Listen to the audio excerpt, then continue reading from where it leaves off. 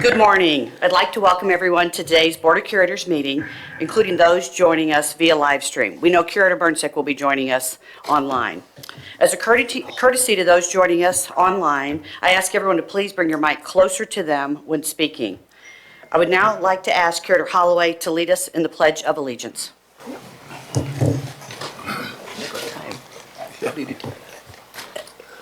Pledge allegiance to the flag of the United States of America and to the republic for which it stands, one nation, under God, indivisible, with liberty and justice for all.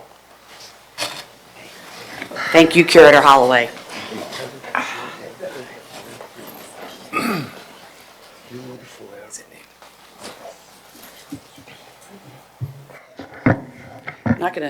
We've got a lot squeezed in on this podium here.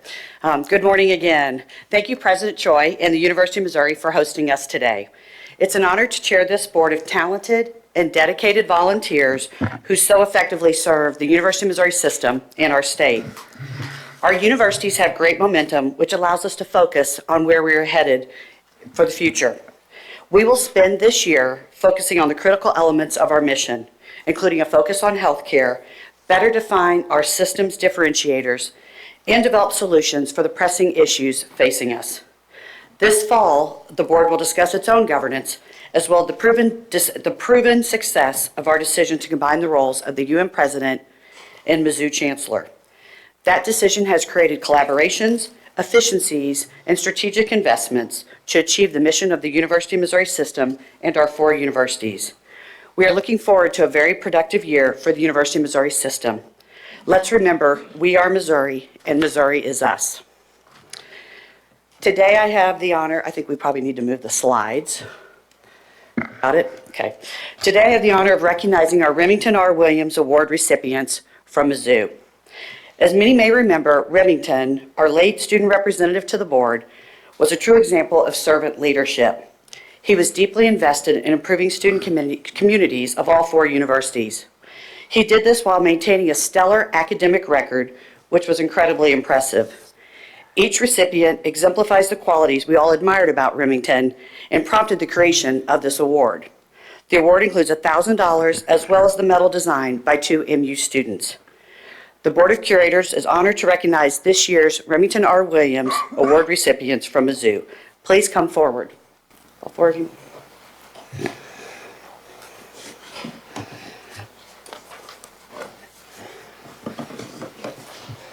You're welcome to come up here. We've got you first. Hey, you guys want to just hang? That'd be perfect. Our first recipient is Gabriella Bala. Gabriella is a student in MU's College of Veterinary Medicine and serves as the president of the Mizzou College of Veterinary Medicine's class of 2025. She is also president of the American College of Veterinary Internal Medicine. Her enthusiasm for learning has been called infectious, and she has encouraged a positive attitude towards learning in her peers. And so I present to you your Remington Medicine Award, and we hope you wear it at graduation. So, and we're proud of you. So you've got the picture. Let me too. We haven't done, the medals are new, so we haven't done this yet. Okay. You haven't done, I like you raised this. That was good. I just came from the hospital. Oh, very good. Very good. Hold the medal up. Hold the medal up. Hold the medal up so we can see. Yep. Are we? Wait, can you get shot? I got it. Yeah. Okay. Got it. Okay.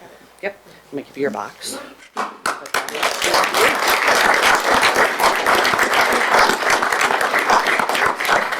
Our next recipient is Jonathan Jane. Jonathan studies at MU School of Journalism and was the tri-director of the Mizzou's Homecoming Steering Committee. He's also an integral part of the Rocking Against Multiple Sclerosis, or RAMS, Steering Committee. Jonathan worked as an aide to State Senator Jason Bean, who called Jonathan a shining example of the ideals of the University of Missouri. Congratulations, Jonathan.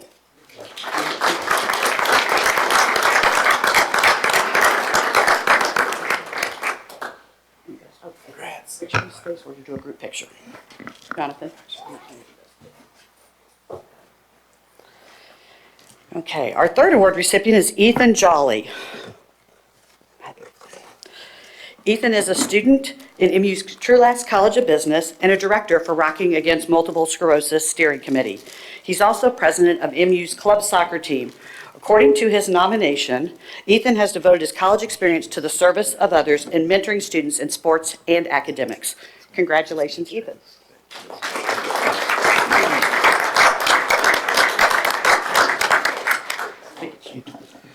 Your box. We'll do this a little easier next year. Okay.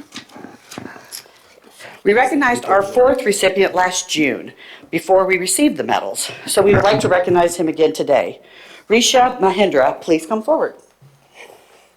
Mr. Mahindra is the first president of Mizzou's chapter of Universities Fighting World Hunger. He also served as the president of the Division of Applied Social Sciences Graduate Student Association and director of the Deaton Scholars Program.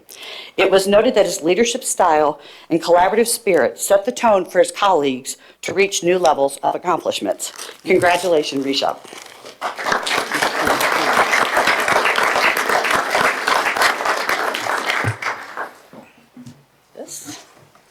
Okay, we're going to take a group picture. So, all award recipients, please stay with us. I'd like to invite President Choi and Remington's father, Marty Williams, to join us. Marty, we are pleased to honor your son's legacy. Can I read this? We'll kind of line up here. Sure. We'll take off the box part. Sorry about that. You can put your clothes on if you want. Easy that. Like kids in dog school.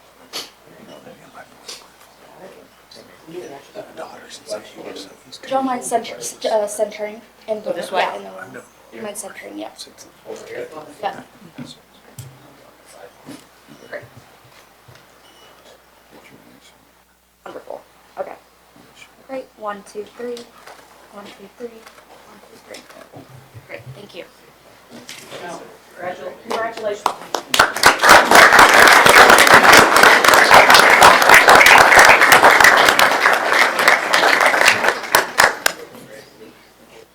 I've got 2 people's boxes. Okay. A special thank you to Marty Williams for joining us today. Now we're going to change to our Curators Distinguished Professors. Our first honoree is Dr. Elizabeth Brida from the College of Arts and Science.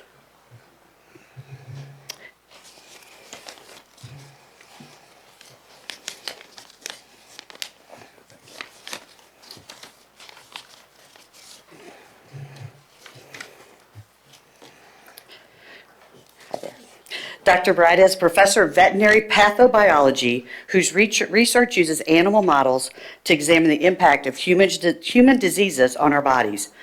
Dr. Brida's research is crucial to our understanding of how a variety of diseases affect our bodies through animal models. She serves as director of the MU Animal Modeling Corps and has directed the National Institute of Health's funded rat resource and research center since 2011. Her efforts have garnered more than $95 million in funding. Congratulations, Dr. Brida.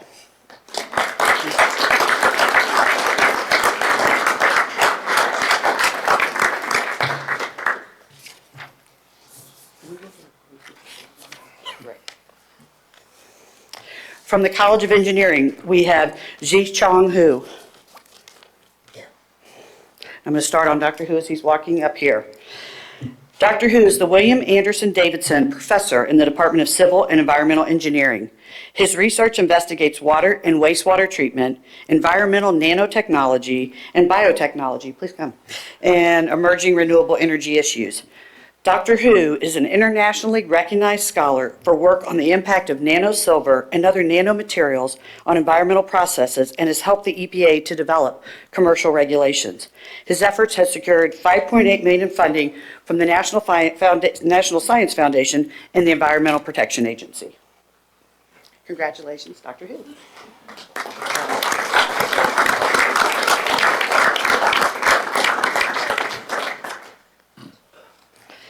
Next, we have Dr. Erica Lemke from the College of Education and Human Development.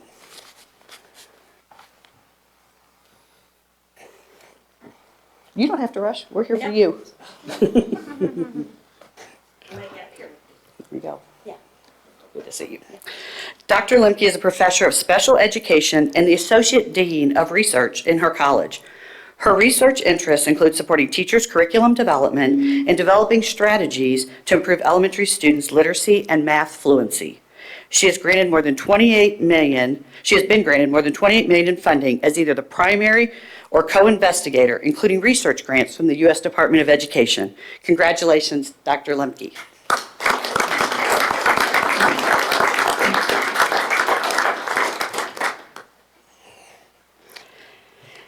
Back to A&S. We have Dr. Eric Sandval.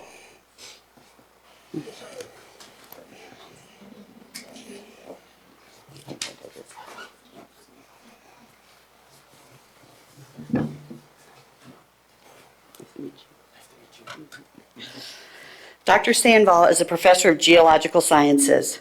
His research in geophysics focuses on regional scale seismology and explores the processes that drive plate tectonics and continent collision. He has an established reputation as both a theoretical and a field seismologist. His research has received more than $85 million in federal grants, including grants from the National Science Foundation and the Department of Energy. Congratulations, Dr. Sandval.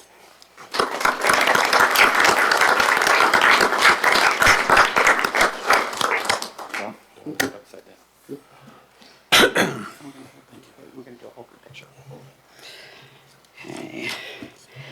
Next, I'd like to call up Dr. Karsten Ulrich, also from A&S.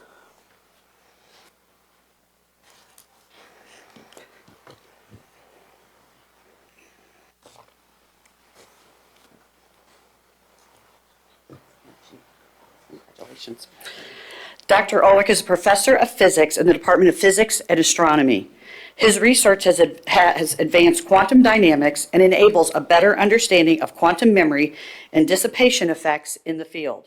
His work has earned $3.4 million in funding from the Department of Energy, the National Science Foundation, and other federal agencies. Congratulations, Dr. Ulrich.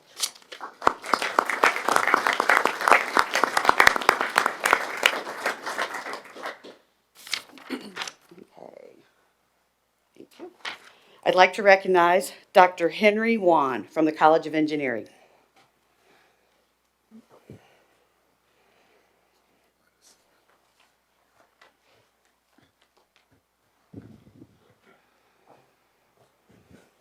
Hey, good to see you. Dr. Wan is a professor of electrical engineering and computer science, a professor of molecular microbiology and immunology, and a professor of veterinary pathobiology. He has a dual appointment in UMU School of Medicine and the College of Engineering.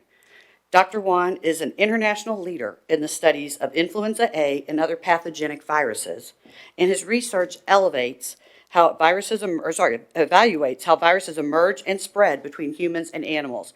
His work has garnered $27 million in funding, including $17.6 million from the National Institutes of Health. Congratulations, Dr. Wan.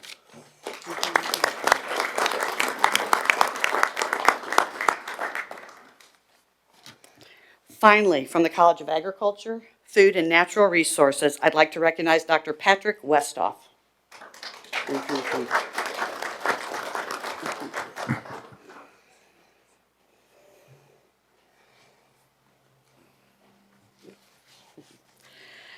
Dr. Westhoff is the Howard Cowden Professor of Agriculture and Applied Economics in IMU's Division of Applied Social Sciences. Dr. Westhoff's research on agricultural markets and policy making has yielded $17 million in funding, including grants from the U.S. Department of Agriculture. He has served as an economist with the staff of the U.S. Senate Committee on Agriculture, Nutrition, and Forestry. He has also delivered more than 40 briefs or testimonies to Congress and a total of over 400 presentations across 19 countries. Congratulations, Dr. Westhoff.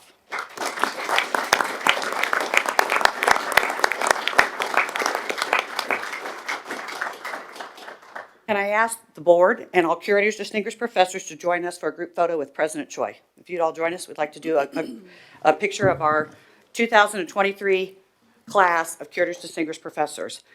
While they line up, one of the things I wanted to say, and I failed to do at the beginning, is we consider this the highest honor.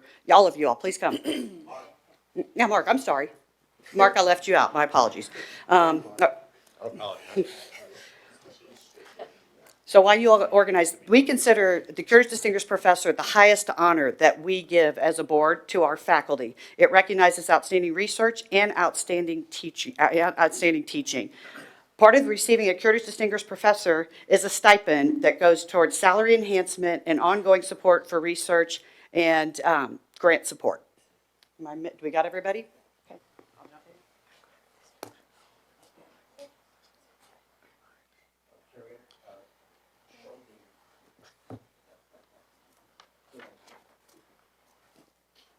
Great. 1, 2, 3. 1, 2, 3.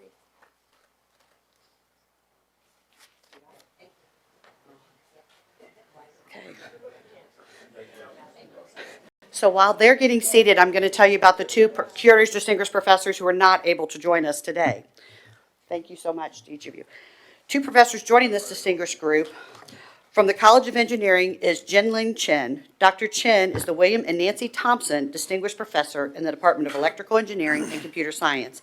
He is a leading expert on artificial intelligence and deep learning techniques. He and his team work to provide big biomedical data analysis used by scientists around the world with a special emphasis on predicting protein structure and function. During his time at MU, he has been the primary or co-investigator on 18 federal grants totaling $26 million from the National Institutes of Health, the National Science Foundation, and the Department of Energy. We congratulate Dr. Chen. Our last Curators Distinguished, yes, let's stop and applaud him. And for the board, he was able to join us last night, just had a meeting that came up unexpectedly this morning. Our last Curators Distinguished Professor in this cohort is Dr. Blake Myers. Dr. Myers is a professor in the Division of Plant Science and Technology and is also a member and principal investigator at the Donald Danforth Plant Science Center in St. Louis. Dr. Myers' research investigates plant DNA and RNA. He hopes to help address food insecurity by developing hybrid staple crops that can be grown worldwide. Congratulations again to our 2023 class of Curators Distinguished Professors at the University of Missouri here in Columbia.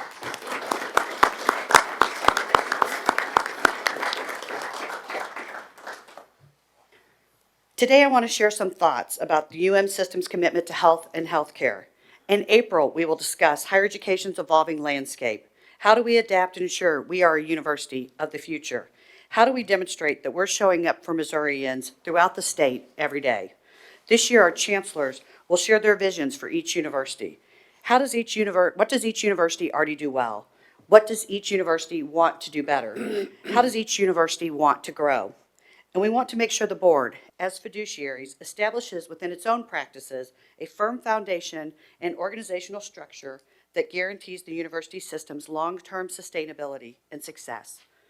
For the purposes of today's meeting, I'd like to spend some time reviewing our commitment to the health and well-being of our fellow Missourians and look for ways to strengthen and better inform the state of that commitment. The UM system is an integral part of the state's healthcare infrastructure. We serve more than 57 Missourians every day, which equals over 2 million patient interactions per year. Not only do we provide medical care throughout the state via our university hospitals and clinics, we also train future clinicians through our pharmacy, optometry, dentistry, nursing, and medical school programs. And we develop new life-saving treatments and make groundbreaking discoveries. The need for our expertise only continues to grow. Our impact isn't limited to the state of Missouri. We make incredible contributions to the health and well-being of the nation as a whole. MU has the Roy Blunt Next Gen Precision Health Building, where research into cancer and cardiovascular disease is leading to novel therapy developments. UMKC continues to add to its health science district, bringing together partners throughout the Kansas City's Hospital Hill area. UMSL is home to the state's leading expert on opioid addiction. And last fall, we approved S&T's proposal for a biomedical engineering degree, which will further their legacy of biomedical engineering developments. These are only a handful of the ways each university is impacting health throughout the state and beyond. As we elevate the healthcare part of our mission, I want to present a twofold charge. For my fellow board members, I challenge us to consider how we can better realize our shared commitment to the health of not only our fellow citizens, but how we build upon success to inform the future planning of the UM system. To our presidents and chancellors, My ask is that you show strong examples of how your work impacts the health of Missourians as you give your university reports throughout this year. This year, I invite all of us to focus on our important responsibility as curators. For 185 years, this board, together with our chancellors and our presidents, have navigated a plethora of challenges and opportunities, strengthened and revolutionized all 4 of our universities, and spearheaded numerous initiatives that contribute to the success of our academic system in the state. Despite our success, we cannot only look at what's directly in front of us. The board must be visionaries, guardians, and strategists as we shepherd the system into its next chapter. Where should we be in 10, 20, 50 years? We serve our whole state and will continue to do so in the future. In the past, we've hosted our board meetings here in Columbia, in Kansas City, St. Louis, and Rolla. Moving forward, we'll expand our geography. That means a new and different Missouri city for a meeting each year. The system is one of the state's premier assets, touching lives in every part of our state. We are Missouri, and Missouri is us. As I stated in my remarks last November, to recall what is becoming a familiar call on our momentum, why stop now? Let's keep going. Thank you. President Choi, I don't know where he is. I'm assuming he's there. He is. I turn it over to you to give your report. Thank you.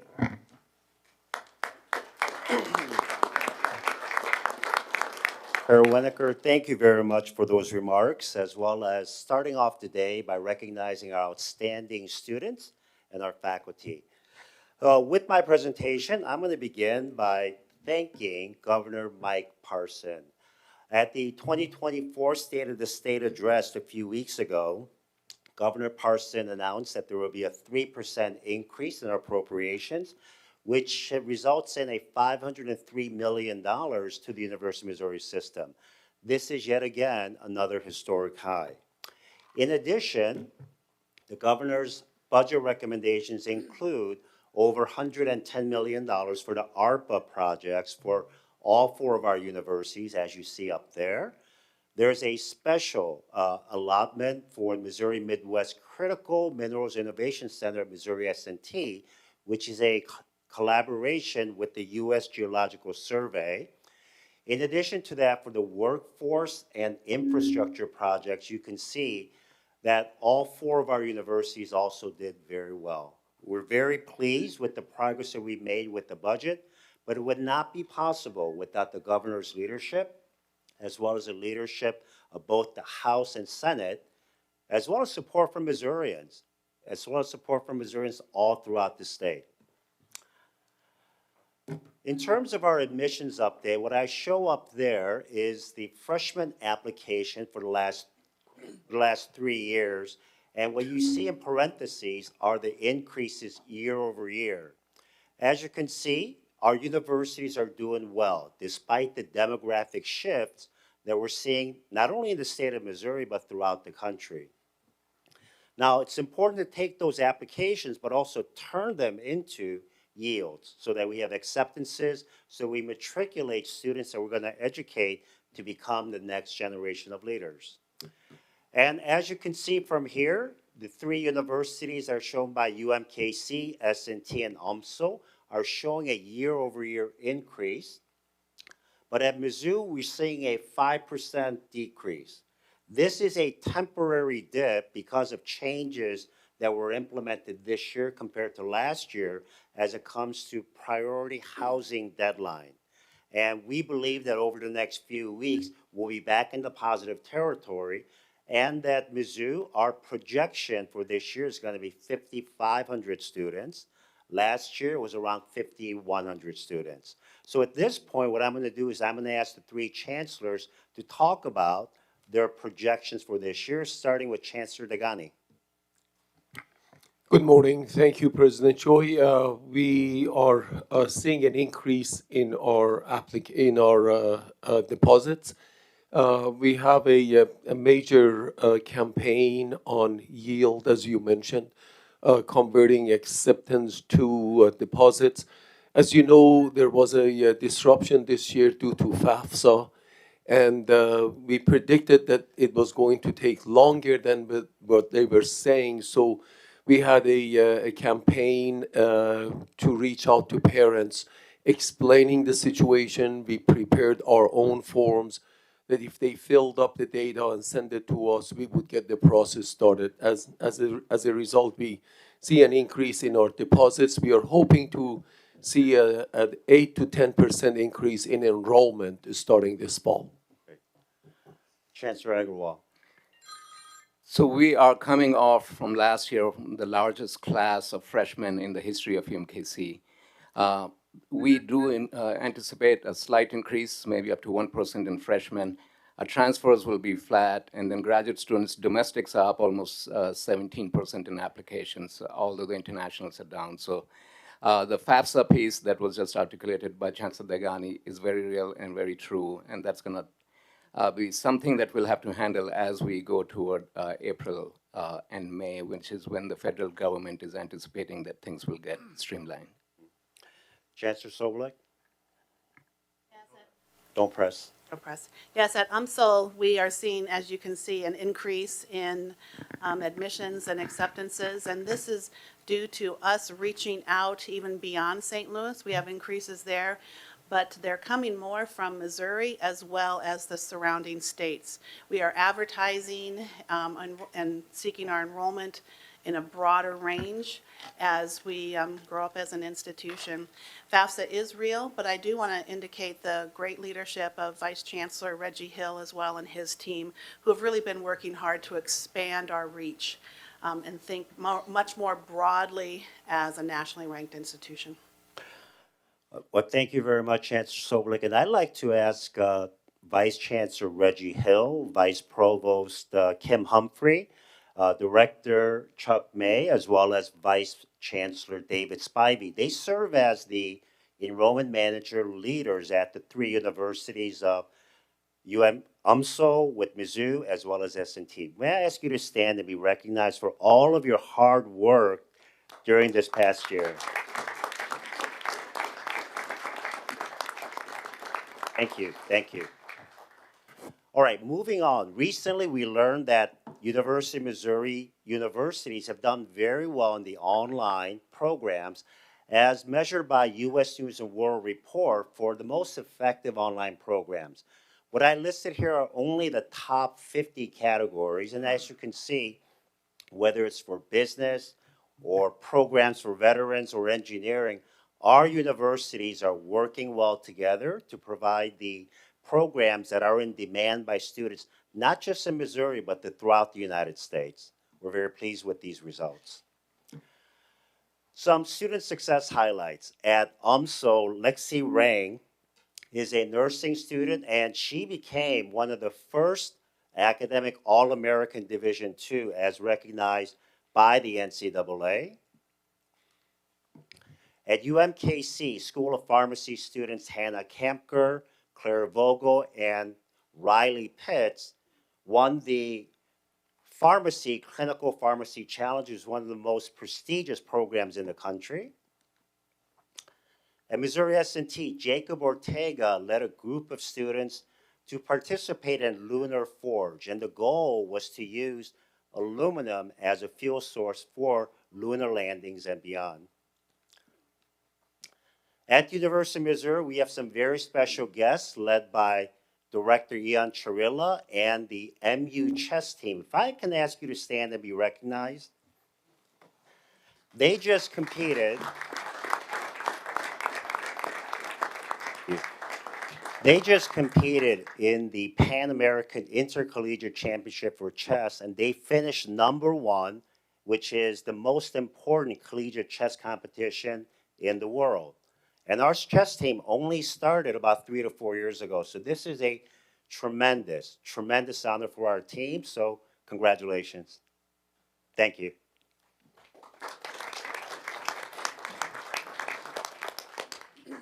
In terms of our research, as you can see, from 2018 to 2024, all 4 universities are doing well. This is total research as defined by the research categories that are defined by the National Science Foundation. But beyond that, we not only measure our work based on the research contributions, but also the outreach program, the programs that make a difference throughout the state of Missouri, whether they are educational programs, training programs for local farmers, as well as very important K through 12 programs. So if we combine all of those programs, we measure that through the sponsored project expenditures. As you can see from here, all four universities, compared to 6 years ago, are doing very well. At Mizzou, we're at $260 million. But also, if you look at what's happened at UMKC and UMSO, because of the urban landscape that they serve and the urban population, they're making an important impact, whether it's in healthcare or in vertical urban agriculture. In terms of faculty success, Professor Ekin Pellegrini from UMSO was selected to become a member of the Executive Committee for Doctorate of Business Administration, and UMSO is nationally recognized in this category. At UMKC, Professor Aaron Hembrecht from Social Work served as the inaugural speaker at a very important conference that looks at early intervention for better outcomes when it comes to school performance. And Professor Mian Liu, a Curators Distinguished Professor, as well as the Department Chair in Geological Sciences, won the most prestigious award given in the field of geology. And Professor Joseph Smith, the Laufer Endowed Energy Chair of Missouri S&T, was selected as the president-elect for American Institute of Chemical Engineers, which is an organization that has 60,000 members worldwide. Over the next few slides, I'm going to go over them pretty fast, because this week or this month, we've had so many grants that were over $1 million. But I want to begin with the major grant for UMKC that was led by Dr. Stephen Young to have a materials development program that can attenuate energy deposition by using microwave or laser energies. This was a program that was combined together by Professor Stephen Young, but also Dr. Anthony Caruso. And what I love about this project is that it's a collaboration across 3 universities that are part of our system. The next project from UMKC is a digital health innovation program that enables businesses to expand and scale up. This is a project led by Dr. Maria Myers. At Missouri S&T, Dr. Kwame Awuwe Ofe and his colleagues received $15 million from the Missouri Department of Economic Development to create a hub in Missouri, not only for mining, but critical minerals that are used for advanced batteries as well as electronics. At Mizzou, there's a Convergence Accelerator, which is a very important project that elevates the research into practical application. This project is led by Dr. Mahmoud Al-Masri, Dr. Kay Trout, and Dr. Tim Safransky, and they're going to be using advanced sensor-enabled decision systems to mitigate foodborne pathogen risks. And I'm going to ask the 3 faculty members who joined us to stand.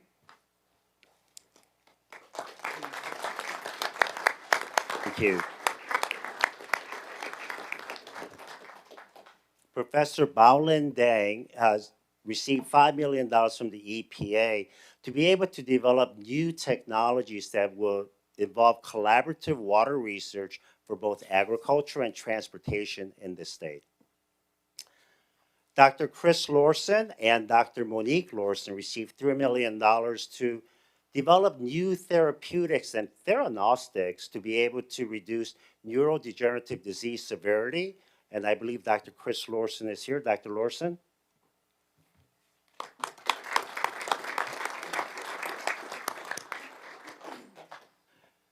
Dr. Olga Baker, who's a professor of otolaryngology, is a recipient of a $2.5 million project to investigate Sjogren disease, which affects women. And this project will develop another therapeutic approach to be able to reduce the inflammation so that women that suffer from this very important disease get the help that they need. Dr. Olga Baker is also here.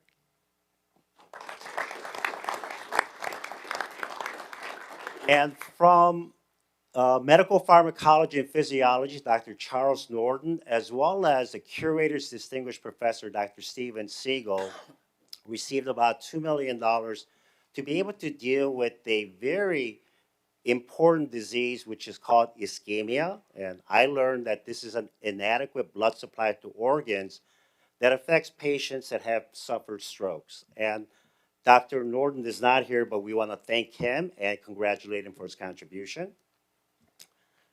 La-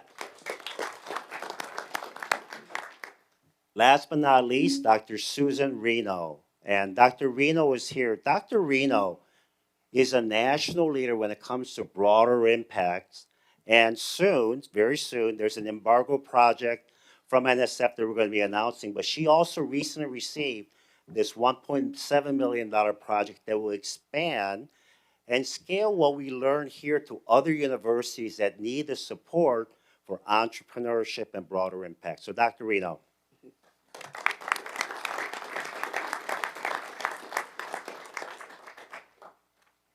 This slide shows the philanthropy performance at the four universities. And what you see on top of each of the graphs is the target for fiscal year 2024. As you can see at Mizzou, we have been steadily increasing since 2021. And you know, recently we received a $62 million grant to support athletics. But we also know that the rest of the university has to put an accelerator approach so that we can increase philanthropy for other projects, including buildings, professorships, and scholarships. And the goal at Missouri S&T is 26 million. They've already exceeded it, and we're only just a little over halfway through the year. At UMKC, they're only $4 million away from the goal, and at UMSA, they're about halfway towards the goal. I want to thank the chancellors for doing a very effective job of advocating for the support of their university through philanthropy, another very important means of supporting the university's finances. Can I ask a quick question? Sure. So when we get a big gift, does it go in its entirety in the year that it was signed, or does it get placed out over the years in which it may be given? So when a gift is pledged, let's say for a 5-year period, the entire amount is established at that point. Great, thank you. And is the newest gift already reflected in Yes, use total? It is. it is. Okay, thank you. In terms of leadership appointments, there are a number of leaders throughout the University of Missouri. I am not going to go through the name. I don't believe any of the individuals are here except for Dina King, who is serving as the interim chief audit and compliance officer at the system, and she joins us from Utah. And if I can ask Dina, if you can stand and be recognized. I think Matt's here. Is Matt Martin's here? Oh, Matt is here too. He's the interim provost at Mizzou. Matt, please stand. And the reason that we have an interim provost is that we're saying goodbye to Latha Ramchan. In fact, today is her last day. She did incredible work while she was at the university, and we wish her great success as she takes on a new role tomorrow as the chancellor at Indiana University, Indianapolis. Chair Winokur, that concludes my remarks, and I'd be happy to answer any questions that you may have. Fellow curators. President Choi, I had a question.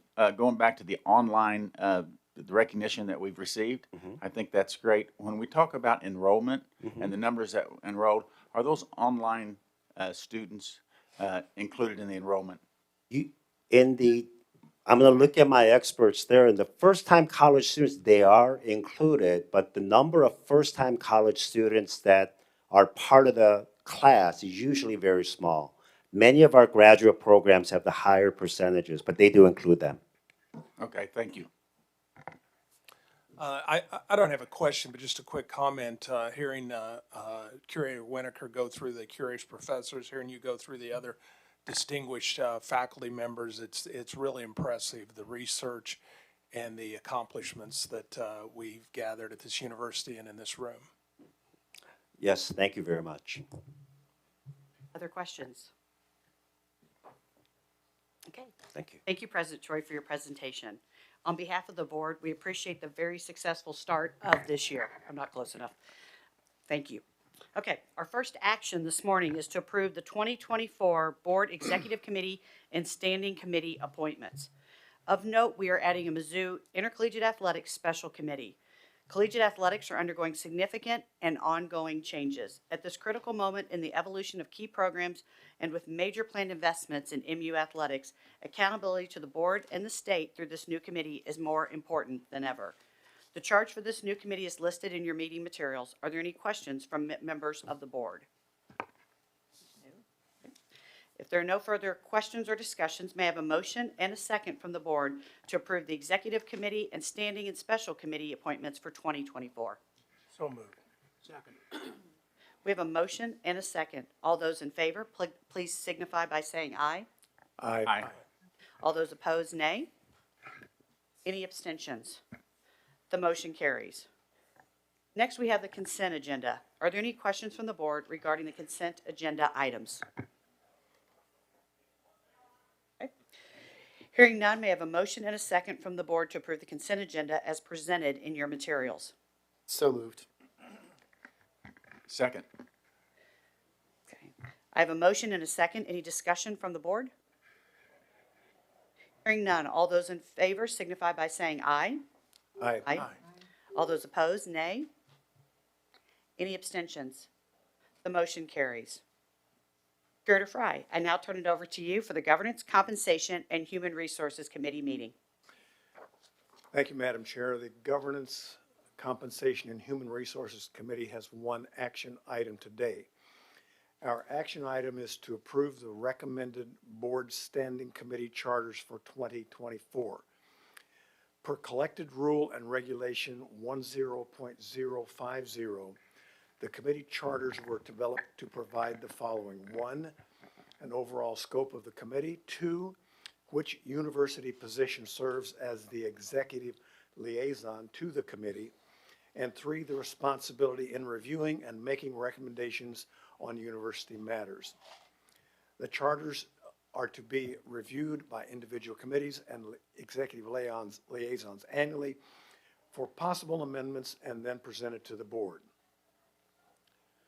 With this year's annual review, there were recommended amendments for the Audit, Compliance, and Ethics Charter and the Governance, Compensation, and Human Resources Committee Charter as described in your meeting materials. The remaining 3 board committees remain unchanged. Are there any questions or comments from the board? I hear none. If there is no discussion, I would like a motion and a second from the committee that the board standing committee charters be approved as presented in your materials. So moved. I'll second that. I have a motion and a second. All those in favor, please say aye. Aye. Opposed, nay. Any abstentions? The motion carries. Madam Chair, on behalf of the Governance, Compensation, and Human Resources Committee, I move to recommend to the full board that the board standing committee charters be approved as outlined in the materials before you. I jumped in there wrong. And I'll need a second. Second. Thank you. All those in favor, please signify by saying aye. Aye. Those opposed, say nay. Abstentions? The motion carries. Back to you, Curator Fry. Does that conclude the it. business of your committee? Okay. Sorry, that's all I've got to bore you with. Thank you, Curator Fry. Curator Graves, I now turn it over to you for the Finance Committee meeting. Good morning. The Finance Committee has 6 action items today. The first action item is the fiscal year 24 5-year financial plan and recommended financial performance targets. Executive Vice President Ryan Rapp will present the university's plan.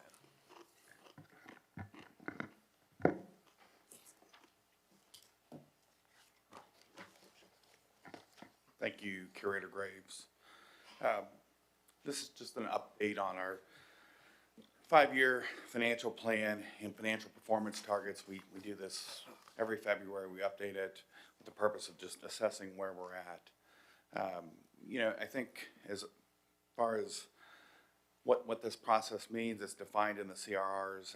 Financial planning and accountability is really letting us set our performance targets and outlines the responsibility and accountability of university leadership with oversight and approval from the Board of Curators. Again, if you get into the rule, it defines down to the individual university level and at the enterprise level who's responsible and accountable. And it's the chancellors, MU Healthcare CEO, along with the chief financial officer, and then our chief financial officers at each of the individual universities. I think I'd like to thank all of them for engaging in this process. We typically start this in the fall with then bringing it forward at this meeting, and we did a lot of work with the campus CFOs, with MU Healthcare, along with the chancellors and other key leaders. On this chart, I'm just trying to give you a sense or an overview of the process and how it fits more broadly into our financial management of the university. In the simplest form, the financial plan links our strategy to financial outcomes over a multi-year planning horizon. It's really trying to balance what's the operating performance, growth, capital investment, and debt capacity across multiple budget cycles. So it's really trying to stack up what we would see over a 5-year period. It also does provide us a sense of how much the plan deviates from historical performance. Not saying that's bad, just gives a sense of where we may be looking at different challenges or opportunities in front of us based on what we maybe experienced over the last 5 years and what we're projecting for the next 5. Really, the goal is to ensure that the financial underwriting of our university's strategic priorities, operational needs, and capital plans are reasonable. So each year we go through and we look at our financial performance targets. This year was really probably the first year that we were getting away from some of the effects of the pandemic, and I don't really mean the negative effects, but we've seen a lot of capital inflow and frankly a lot of federal stimulus support. So we did engage Kaufman Hall as our financial advisor to assist in aligning the targets. And really we looked to a capital markets approach. So you're probably saying, well, what does that mean? Really just looking at, what is the necessary level of financial performance we need over the 5-year period to maintain our current wealth or our current credit rating of an AA1 or AA plus rated institution.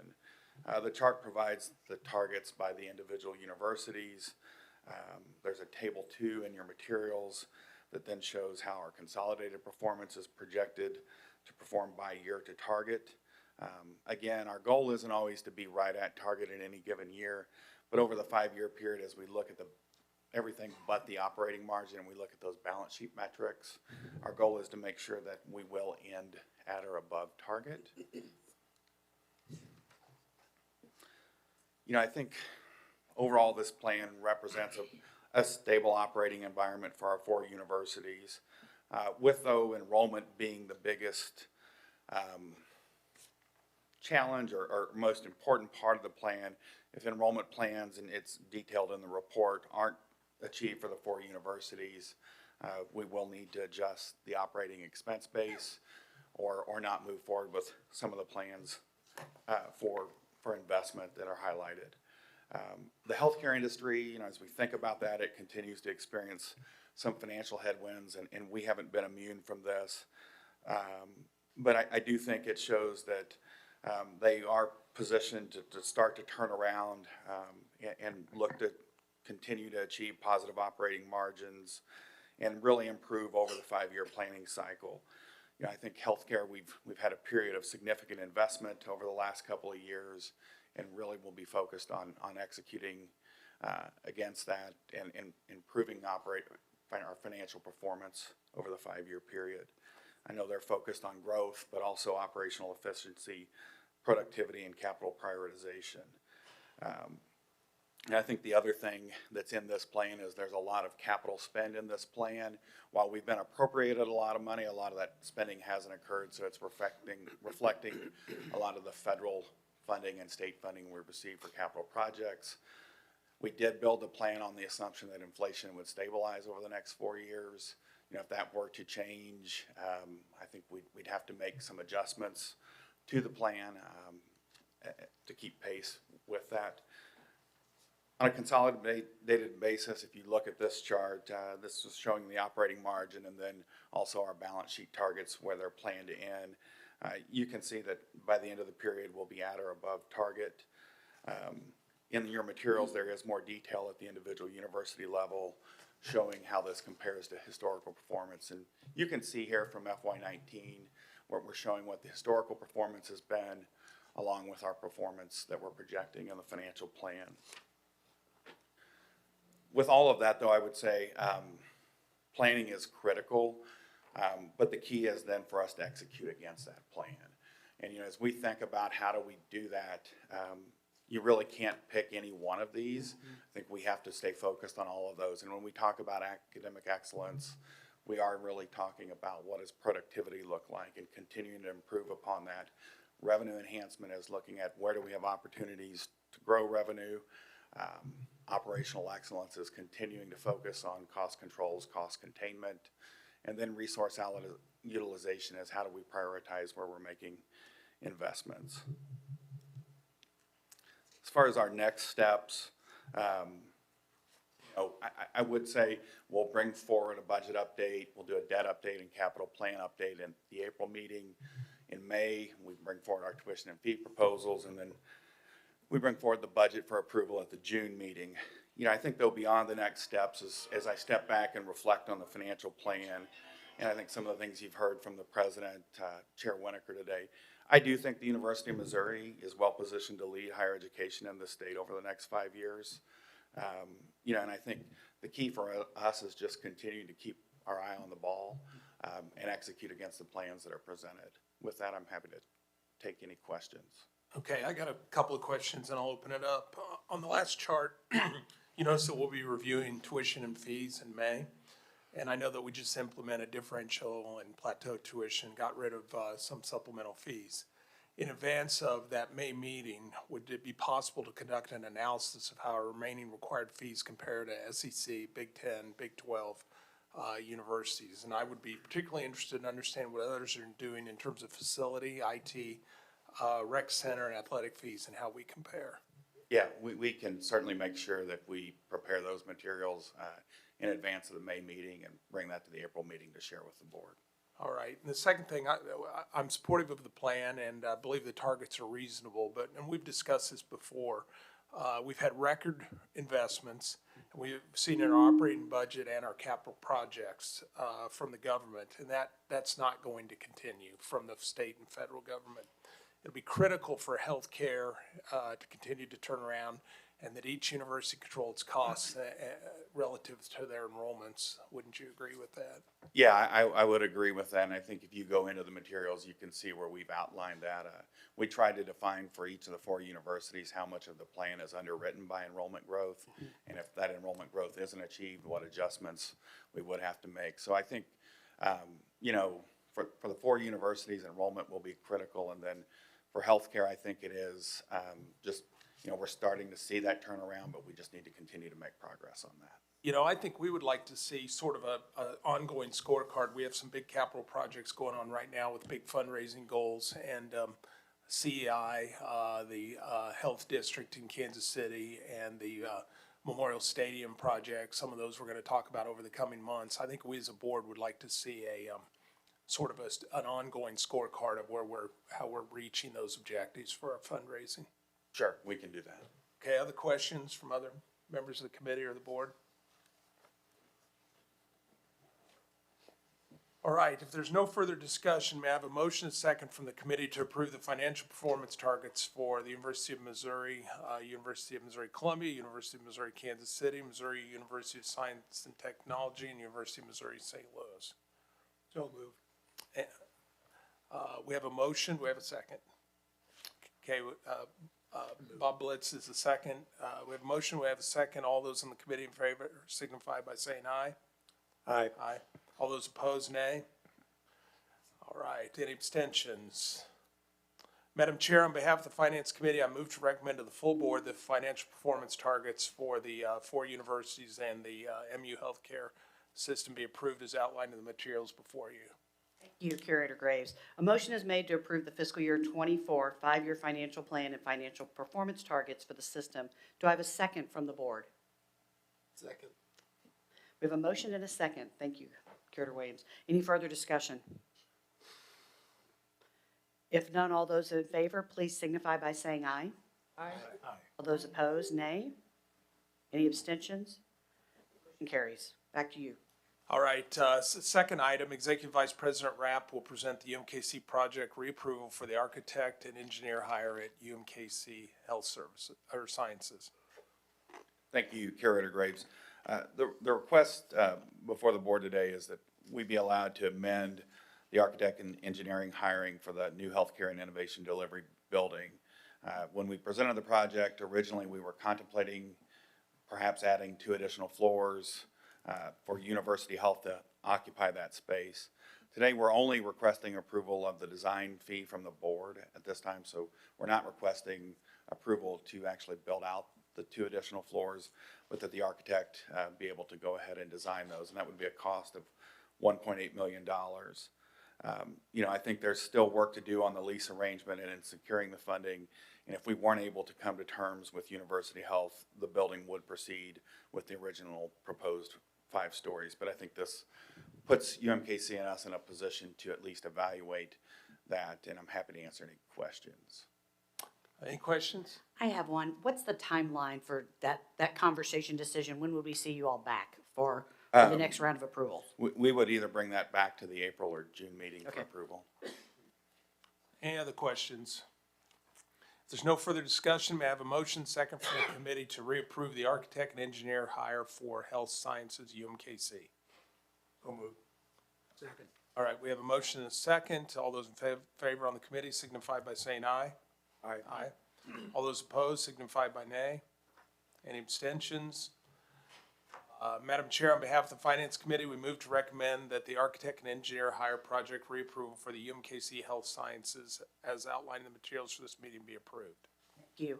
A motion is made to approve the architect engineer hire as amended for the new the new Healthcare and Innovation and Delivery Building at UMKC. Do I have a second from the board? Second. Thank you. We have a motion and a second. Any further discussion? If none, all those in favor, please signify by saying aye. Aye. All those opposed, nay. Any abstentions?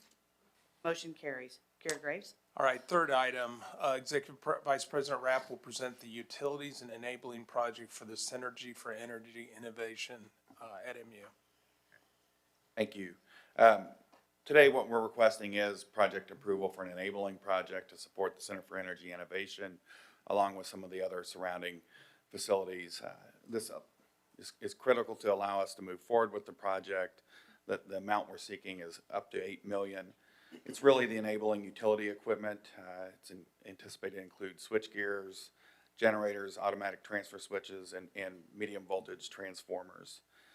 We will competitively bid this, but I think one of the reasons we feel we need to move forward with this now is there are some long lead times for these items, and we would anticipate bringing the Center for Energy Innovation full project to the board for approval at the April meeting.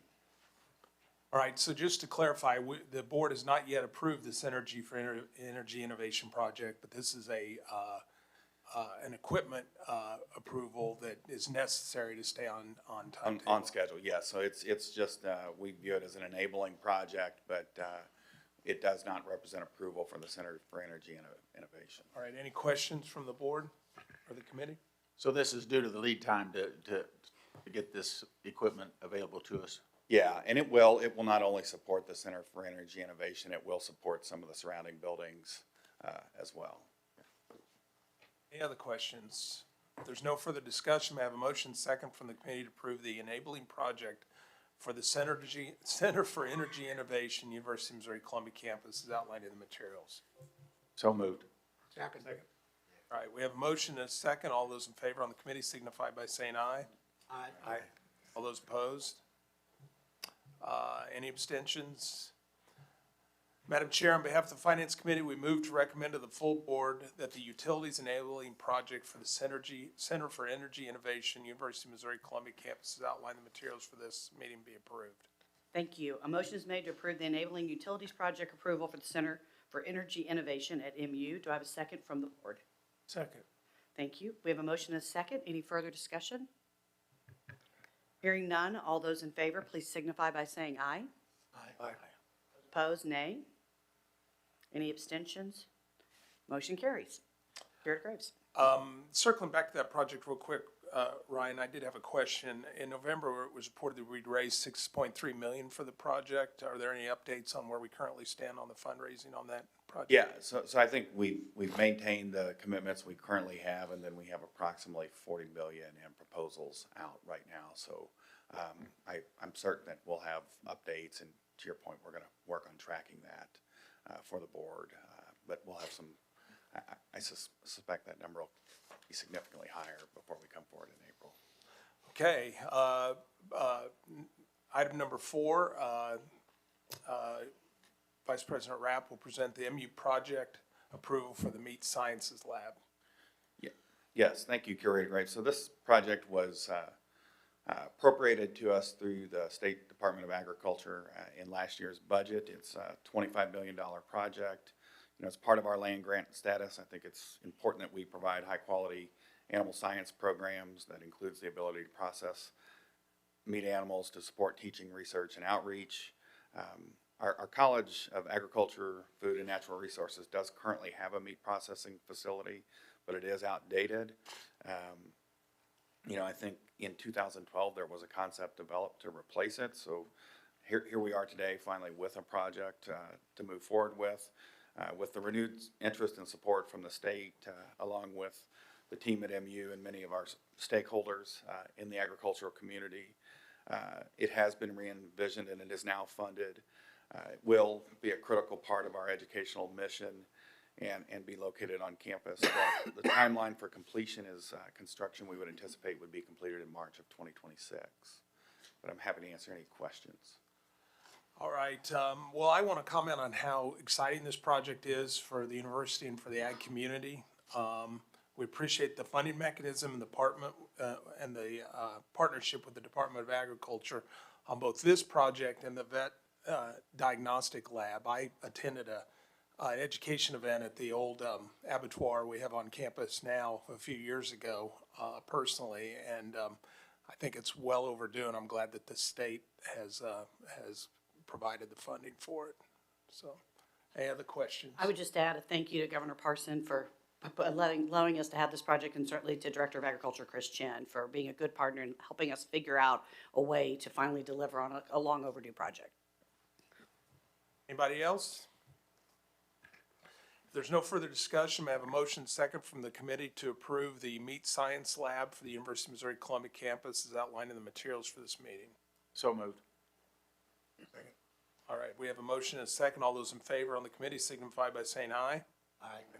All those opposed, nay. Any abstentions?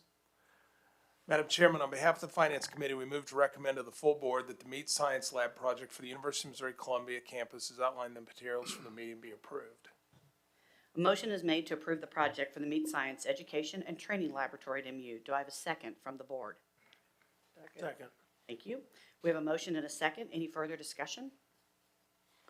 If none, all those in favor, please signify by saying aye. Aye. All those opposed, nay. Any abstentions? Motion carries. Curator Graves. All right, item number 5, Vice President Rapp will present the MU project approval for the Research Commons thermal plant. Yes, thank you. This is a project that has been in our capital plan. It's something we've been evaluating with the growth with NextGen and some of our other facilities in the Research Common areas. We've identified that we've got about, we need additional capacity with the chiller plant, 1,000 tons of chilled water, and this project would deliver on this. It's a $12.5 million project. The funding would come out of our energy management capital reserves, so that's recovered through the internal rates that we set. I'm happy to answer any questions the board might have on this project. Any questions? All right, if there's no further discussion, may I have a motion second from the committee to approve the Research Commons thermal plant project on the University of Missouri-Columbia campus as outlined in the materials? So moved. Second. All right, we have a motion and a second. All those in favor signify by saying aye. Aye. All those opposed, nay. Any abstentions? All right, Madam Chair, on behalf of the Finance Committee, we move to recommend to the full board that the Research Commons Thermal Plant Project on the University of Missouri Columbia campus, as outlined in the materials for this meeting, be approved. Thank you. A motion is made to approve the project for the Research Commons Thermal Plant, Chilled Water Production Addition at MU. Do I have a second from the board? Second. Thank you. We have a motion and a second. Any further discussion? I'll just add a comment that last year, this time, we talked about electrical and the transformers, and now we're doing chilled water. I actually think this is really exciting that we continue to build the underlying infrastructure. I know it's not something people see, but I think it's smart, and I really appreciate that you always bring these projects forward so aggressively and ahead of honestly, when we need them. Yeah, and we will be talking about the electrical project in either April or June. Great, well, so, okay. yeah. I'm foreshadowing, good for me. Okay, any further discussion other than my comment? Okay, if none, all those in favor, please signify by saying aye. Aye. All those opposed, nay. Any abstention? Motion carries. Curators Graves. All right, for our last action item, Vice President Rapp will present the architect and engineer hire for the MU Research Reactor Lab expansion. Thank you. So we currently have an expansion underway, a project that's previously been approved by the board for the Murr West expansion. When we say Murr West, we literally mean directly west of the reactor. What we're seeking here is the ability to engage the same architect and engineering firm that's doing that work to design additional capacity for some possible commercial production agreements that we might reach. So we're not seeking approval for what that entire project, but we'd like the architect to go ahead and get started on those plans. So it's a total of about $900,000. This would allow us to move as quickly as we can to production if we are to reach an agreement on some of these commercial production opportunities that we have in front of us. Happy to answer any questions. And just to clarify, this is expansion of the current reactor. We also have an ongoing Correct, yeah. exploration of Yeah.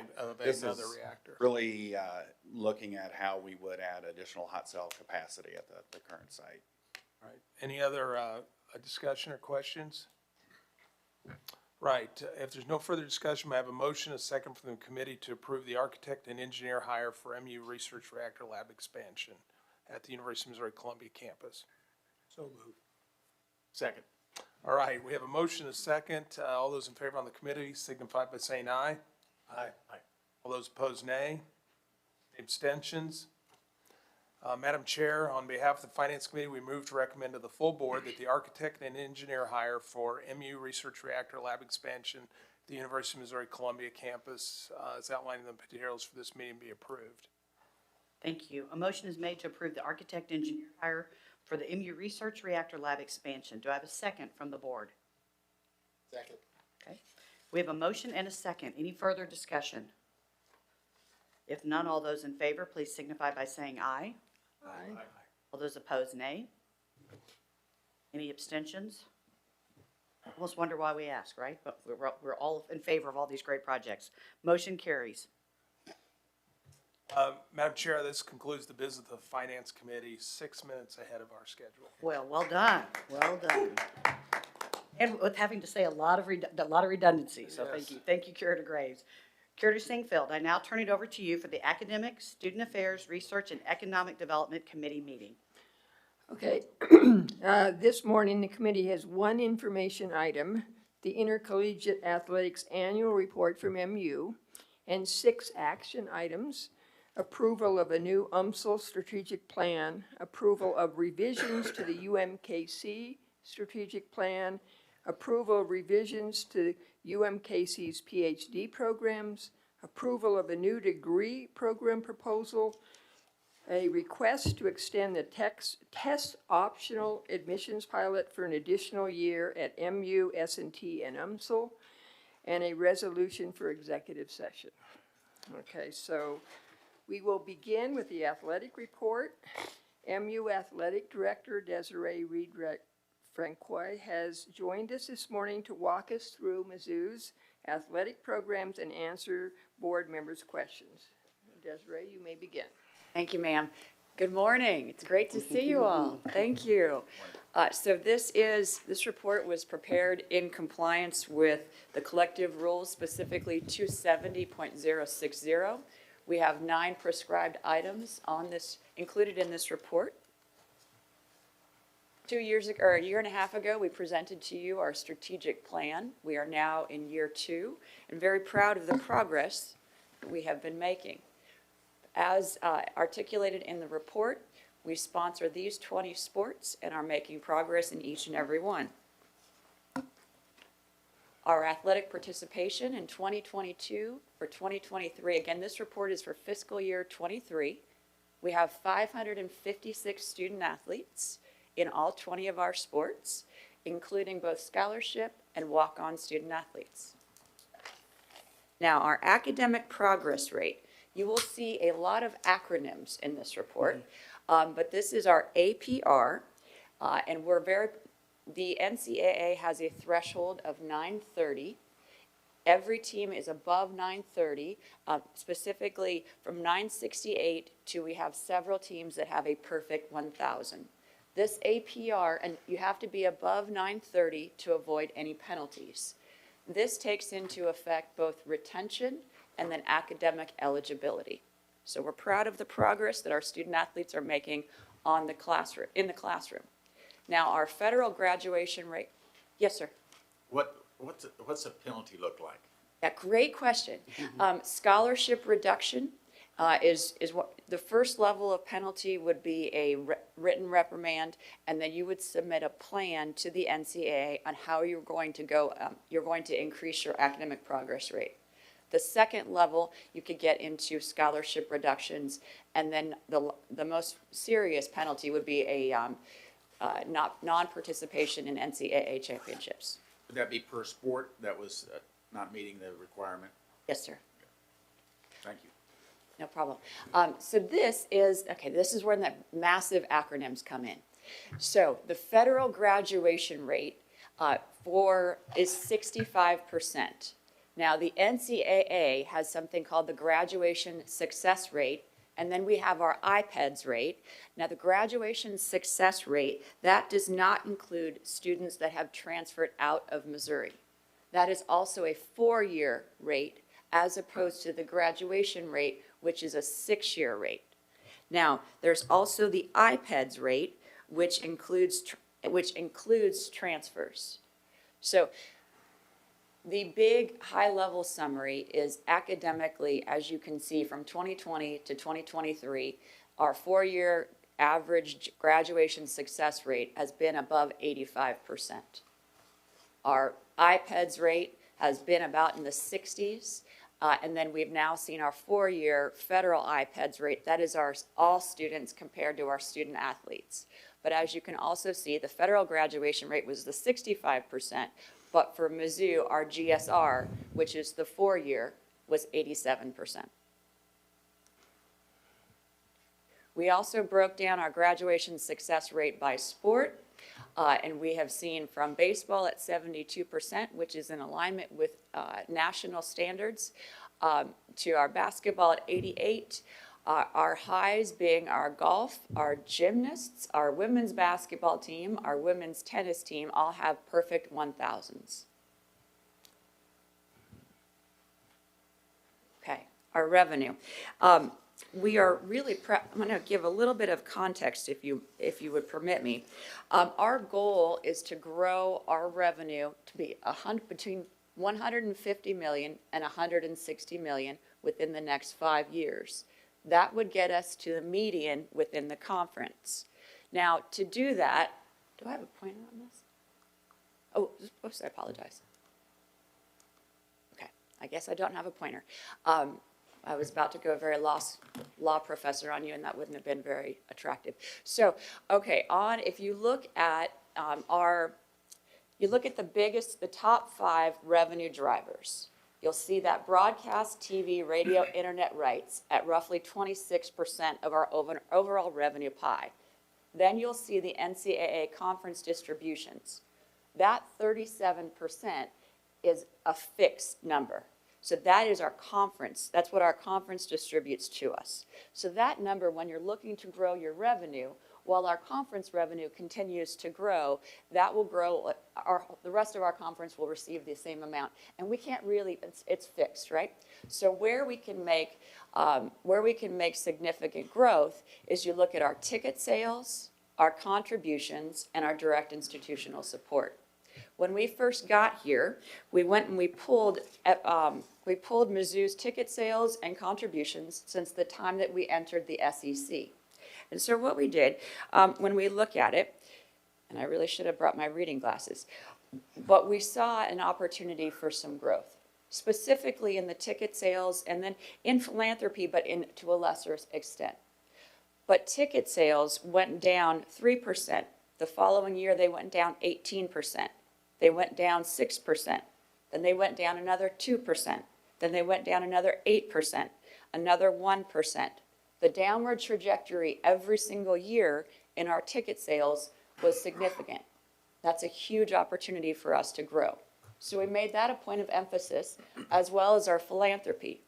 Our philanthropy numbers, they were relatively, we grew it from $15.7 million in fiscal year 12, and now we are at $28 million. I apologize, I did not bring my readers.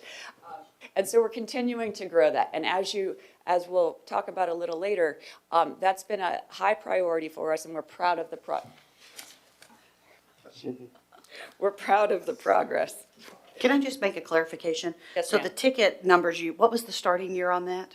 So in fiscal year, we looked at fiscal year 12. Well, okay, Yeah. starting there, because I caught the different numbers. Yep. And then philanthropy, were you looking at starting at the same year? Yes, ma'am. Okay, Fiscal year 12. And we chose that number because of when we came into the SEC. got it, perfect, thank you. And so the downward trend is what we really had to correct. Okay. All right. And we're actually, and you'll see you don't have the comparative data, but you'll see once we got to fiscal year, let me back up. So fiscal year 22 was when we first started seeing that change. And we were really proud of the fact that we led the SEC in football ticket sale, in football attendance growth, and we've also seen the upward, we've changed the trajectory, and we went in fiscal year 22, we saw an upward tick in our ticket sales. Again, we saw it in fiscal year 23, and then again in fiscal year 24. So we're proud of the fact that we've reversed that trajectory. All right, our expenses, and I want to call you, and I'm going to come back to it, but I want to call your attention to our total revenue number at $141 million. This year, our budget is $146 million, so we're getting towards that 150 and eventually to that 160 number. But that $141 million number, and then you're going to see that $160 million number, and you may think, what's going on? What is that differential? So I want to be able to share that with you. Three big categories that we have seen a growth in expenses, and we don't expect that to change, but that's why we have to be aggressive in our revenue growth, is personnel, travel, and then our facilities. We also have made investments in our student-athlete nutrition, mental health, health and safety. And so that is indicative on your equipment and supplies. We also had an increase in game expenses because we've moved some football games. Okay, all right. But so like I referenced, that 160 to that 141 number. Here's the reason for that $18.9 million differential. We had 3 capital projects, 2 of which were fully funded by donors, but those are in pledges. So those are not cash in. Those are in signed contracts. So for example, the Stevens indoor facility was roughly $15.7 million, but that was fully paid by philanthropy, by donors. But many of those pledges are multi-year pledges. So that's why when you look at our accounting, we're looking at receivables. So that's the Stevens indoor practice facility. We also put in new practice fields, or practice fields 1 and 2, we put in new lights. That was approximately $1.2 million. And then we also put in the new Mizzou Arena lights, and that was $900,000, and that was fully funded by donor contributions. So I just wanted to call to your attention why that $18.9 million differential. We're really proud of the work that our academic team, but also our coaches, and emphasizing academics with our student athletes. We have had 123 graduates. We have had 5 straight semesters of record GPAs, with the fall of 2022, a 3.32, a 3.35 in the spring of 23. We've had 434 student athletes on the dean's list. And just anecdotally, I don't know if any of you saw the SEC network this morning, but you may have seen Darius Robinson. And he is a projected first-round draft choice. He had a great camp. We are so captain of the football team. But what I almost wish they would also say is that he is a 4.0 student in graduate school. So he's going to graduate this May, and I know it's anecdotal, but we're really proud of the work our student athletes are doing in the classroom as well. Student athlete development, as you know, I came to this board and talked about the importance of mental health last year. We've added a partnership with the School of Social Work. We've added 4 total mental health counselors that are new. We've added new preliminary assessments for all of our student athletes coming in. We've also made post-graduation employment a very high priority for us. We meet with hundreds of recruits and their families, and we make promises to those families that we're going to take care of their sons and daughters. And one way we do that, not only by providing them incredible academic support, an incredible degree here at the University of Missouri, a championship experience, but also when they graduate, they're going to be Tigers for life.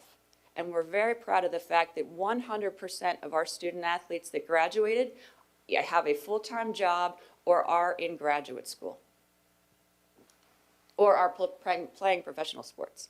Well, I guess that's a full-time job, a very excellent full-time job. So we've, like I mentioned, the career placement is one of our high priorities. We've also we're meeting our student athletes where they are. So some student athletes can't do a 3-semester internship. So they do a micro internship. We do that over December. We'll do that over the spring in May. So we really are trying to be very creative and innovative in our approach to the student athlete programming. And being out in the community has been a priority. With 5,700 hours, we volunteered with 40 different organizations in fiscal year 23. Yes, sir. On the mental health piece that you mentioned, you have 4 total, right? Yes, sir. Is that 4 that you've added, or there were 0 and now there's 4? That wasn't well said. Yes, thank you for the clarification. We had 1 and now we're at 5. Now you're at 5. Yes, we've added 4 total. We've added 4 with a total of 5. Okay, great. Thank you.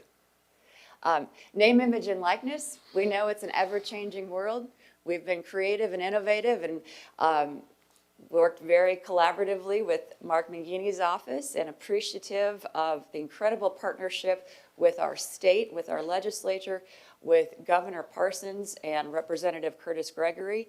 We're proud of not only the changes to the law, but the innovative partnerships, as well as the education. We have never had more student athletes talk about taxes, talk about FICA, and branding. So the School of Journalism has been phenomenal, as has the law school. They've been incredible partners for us with their legal clinic, and so really appreciative of that collaborative approach. Compliance and rules education.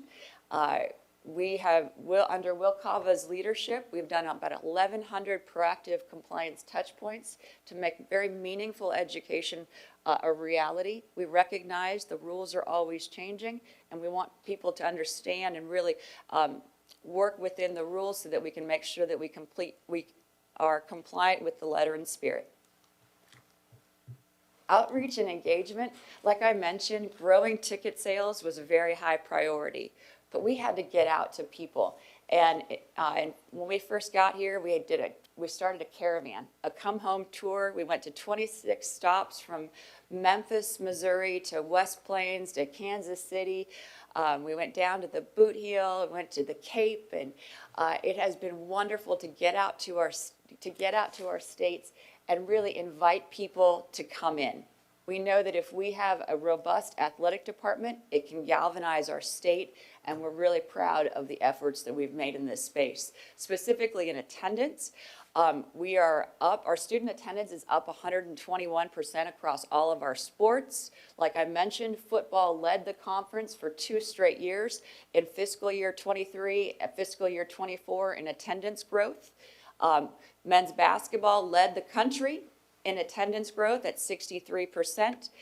Every single one of our sports has broken an attendance record. So we're proud of that effort. I mentioned I mentioned academics, but now athletic highlights. I mean, I couldn't put this up here without, it's not only says national champion, but he's actually also a world champion in Keegan O'Toole. If you have not seen him wrestle, it is incredibly special. I know that Curator Blitz was there when Keegan he went from 164 and decided to wrestle up against an All-American in St. Louis. And that was something we also did, that we wanted to get out to St. Louis, get out to Kansas City, and so we took several of our competitions to those respective cities to make sure we were bringing people in. But Keegan was really special. We've had conference champions under Coach Drinkowitz. We've had our 3rd year in a row of bowl eligibility, and this, even though this is 22-23, I would be remiss if I didn't recognize the Cotton Bowl. You guys will see our student athletes a little later this morning, but that was an incredibly special moment. So we've had All-Americans. Kobe Brown last year was the number 30 overall pick. He was also a 3.9 student athlete. And we were really proud of our new head coaches in Coach Gates, Coach Westrup, Coach Tarati. Don Sullivan was SEC Coach of the Year. Dennis Gates was National Coach of the Year. Carrick Jackson and Glenn Milken have there's a high standard to meet. So that's all I have for you. Thank you very much. Okay. Thank you for that report. Are there any questions from the committee or any member of the board? Okay, thank you, Desiree.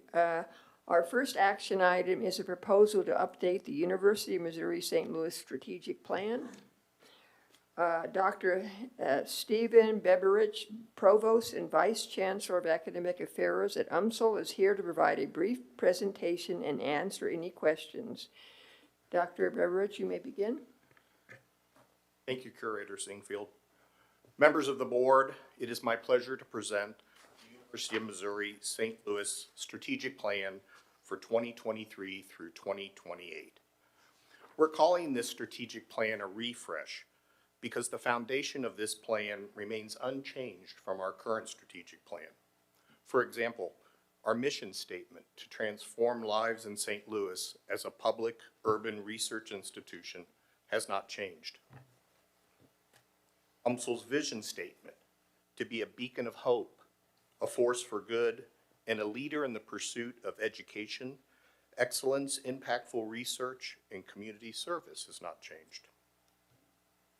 Our 6 core values that are listed on the left of this slide and the statements defining them has not changed.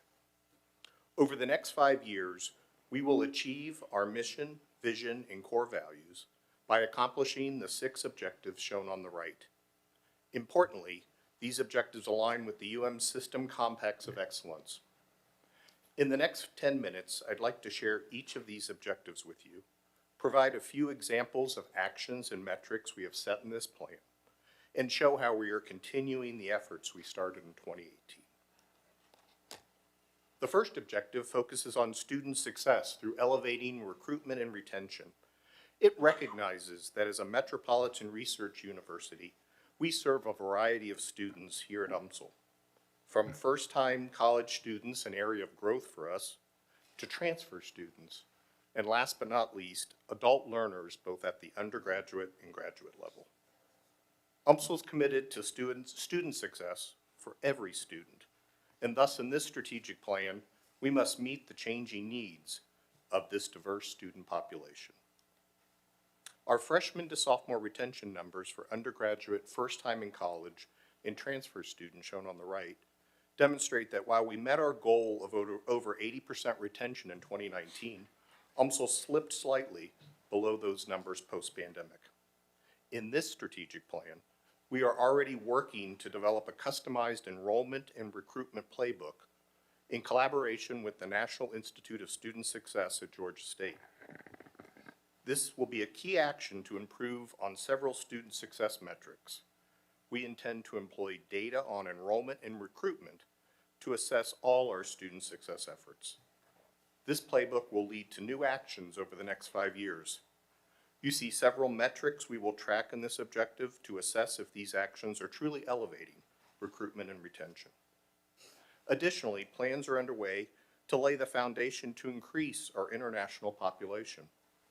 International students not only increase our numbers of degree-seeking students, but also bring their culture and experiences, which help create a global educational experience at UMSL. Finally, UMSL is not only focused on college-age and adult students. Since its inception in 1986, our pre-collegiate bridge program has provided exemplary college access services to the St. Louis community.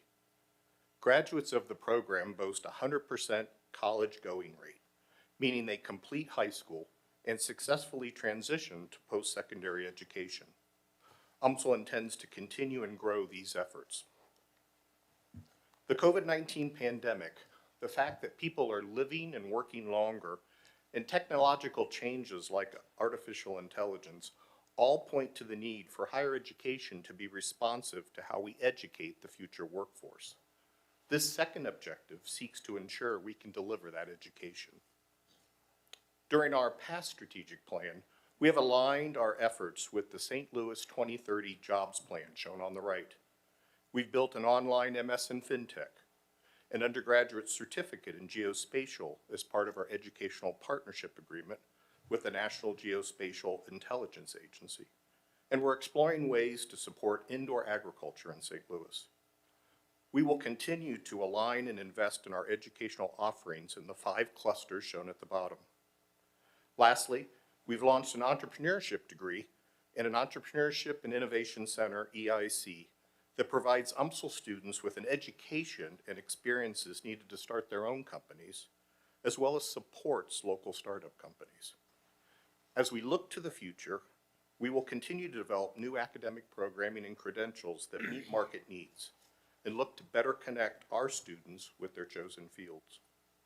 Lastly, this objective will focus on actions to increase our graduation rates, such as rebranding our living learning communities and our growing on-campus housing.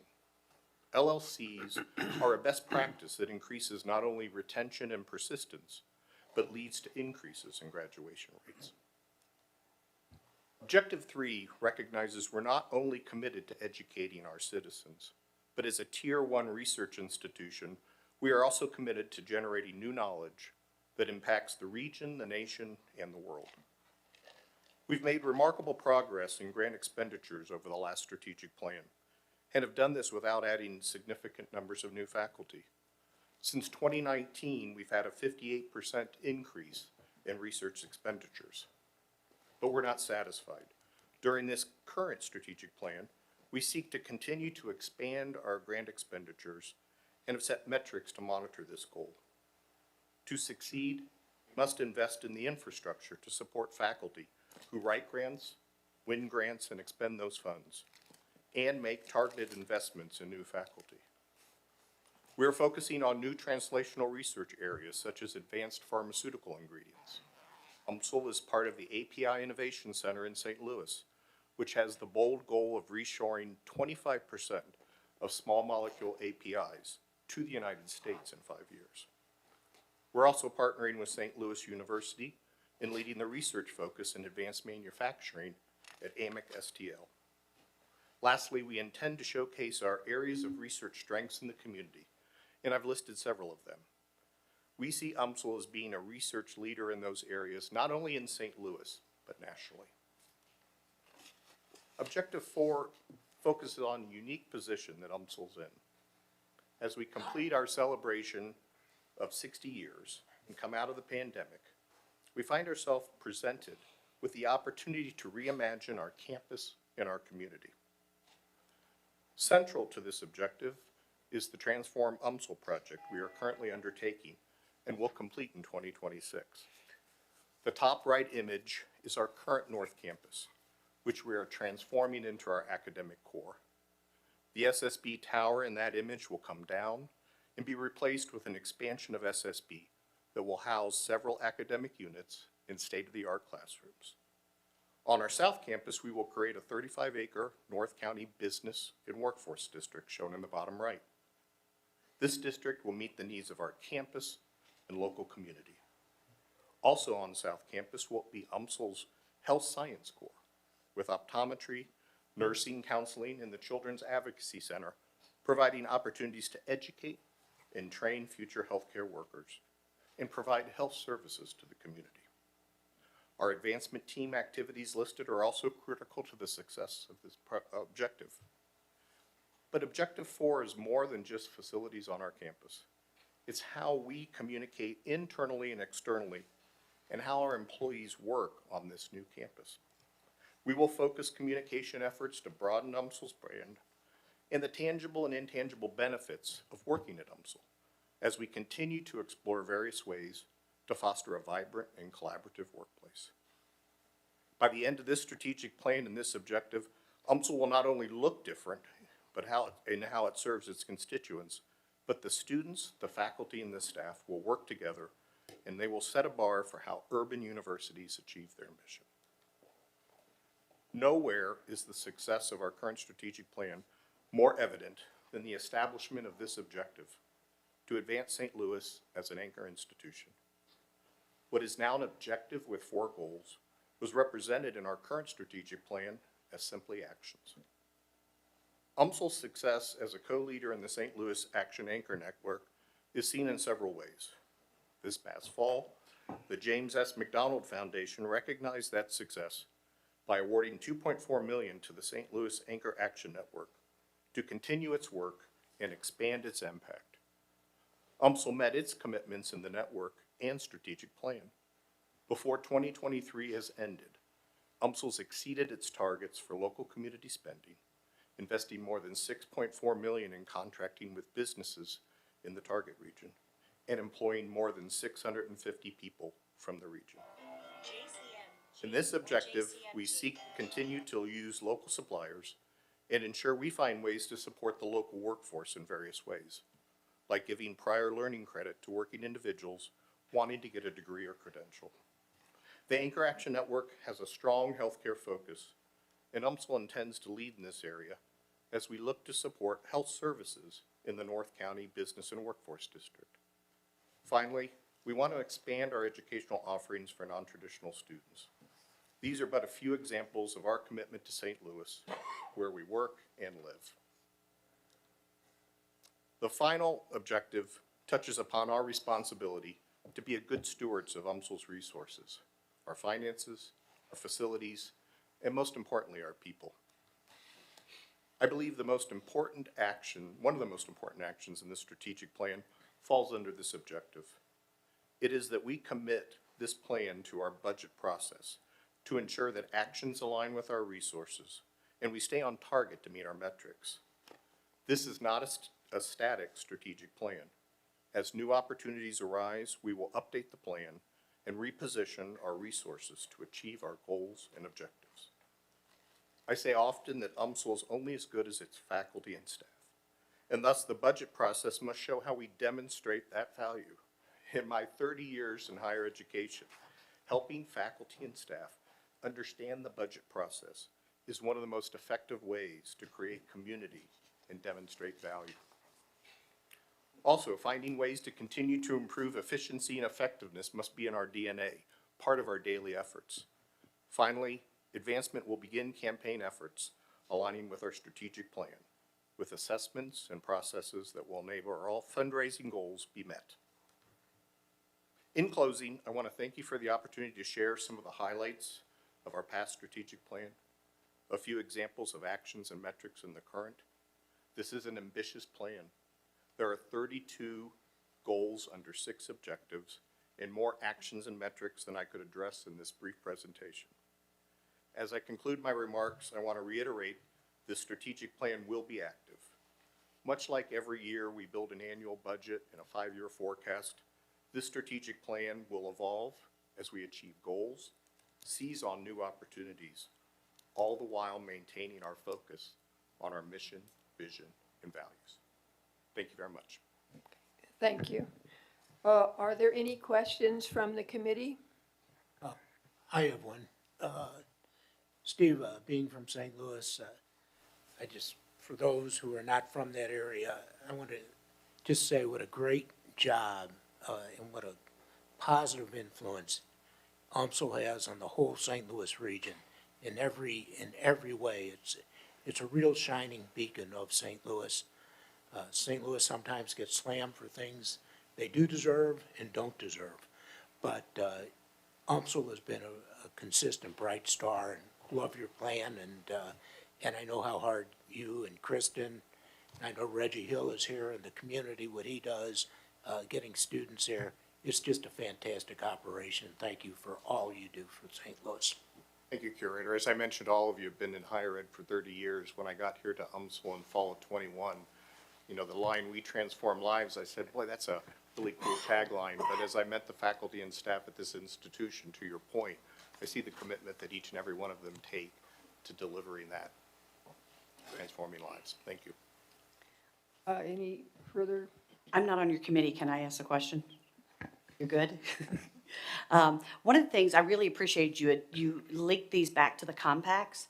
And since I don't believe only Curator Burnsick and Curator Lehman were here when the compacts were developed, I was going to ask President Choi to talk about how those layer in to these plans at each of our university. I think it just is an opportunity to educate all of us. Thank you. Yes, please, if you would. So the compacts were created back in 2018, together with the board, to identify really essentially the pillars that would define how we're going to operate as a university.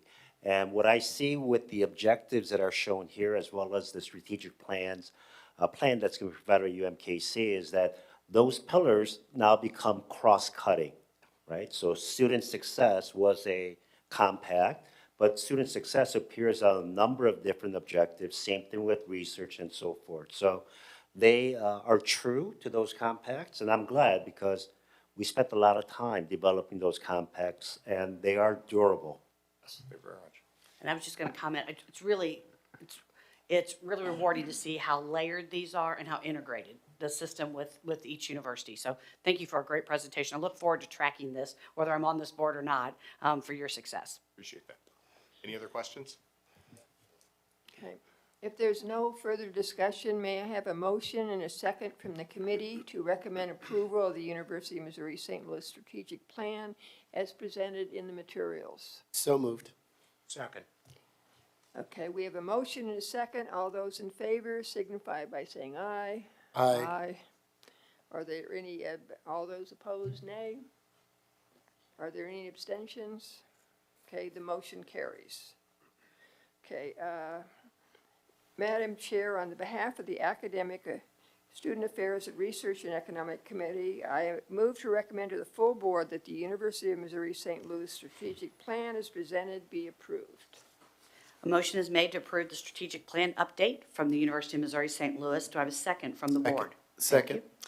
We have a motion and a second. Any further discussion? Hearing none, all those in favor, please signify by saying aye. Aye. All those opposed, nay. Any abstentions? Motion carries.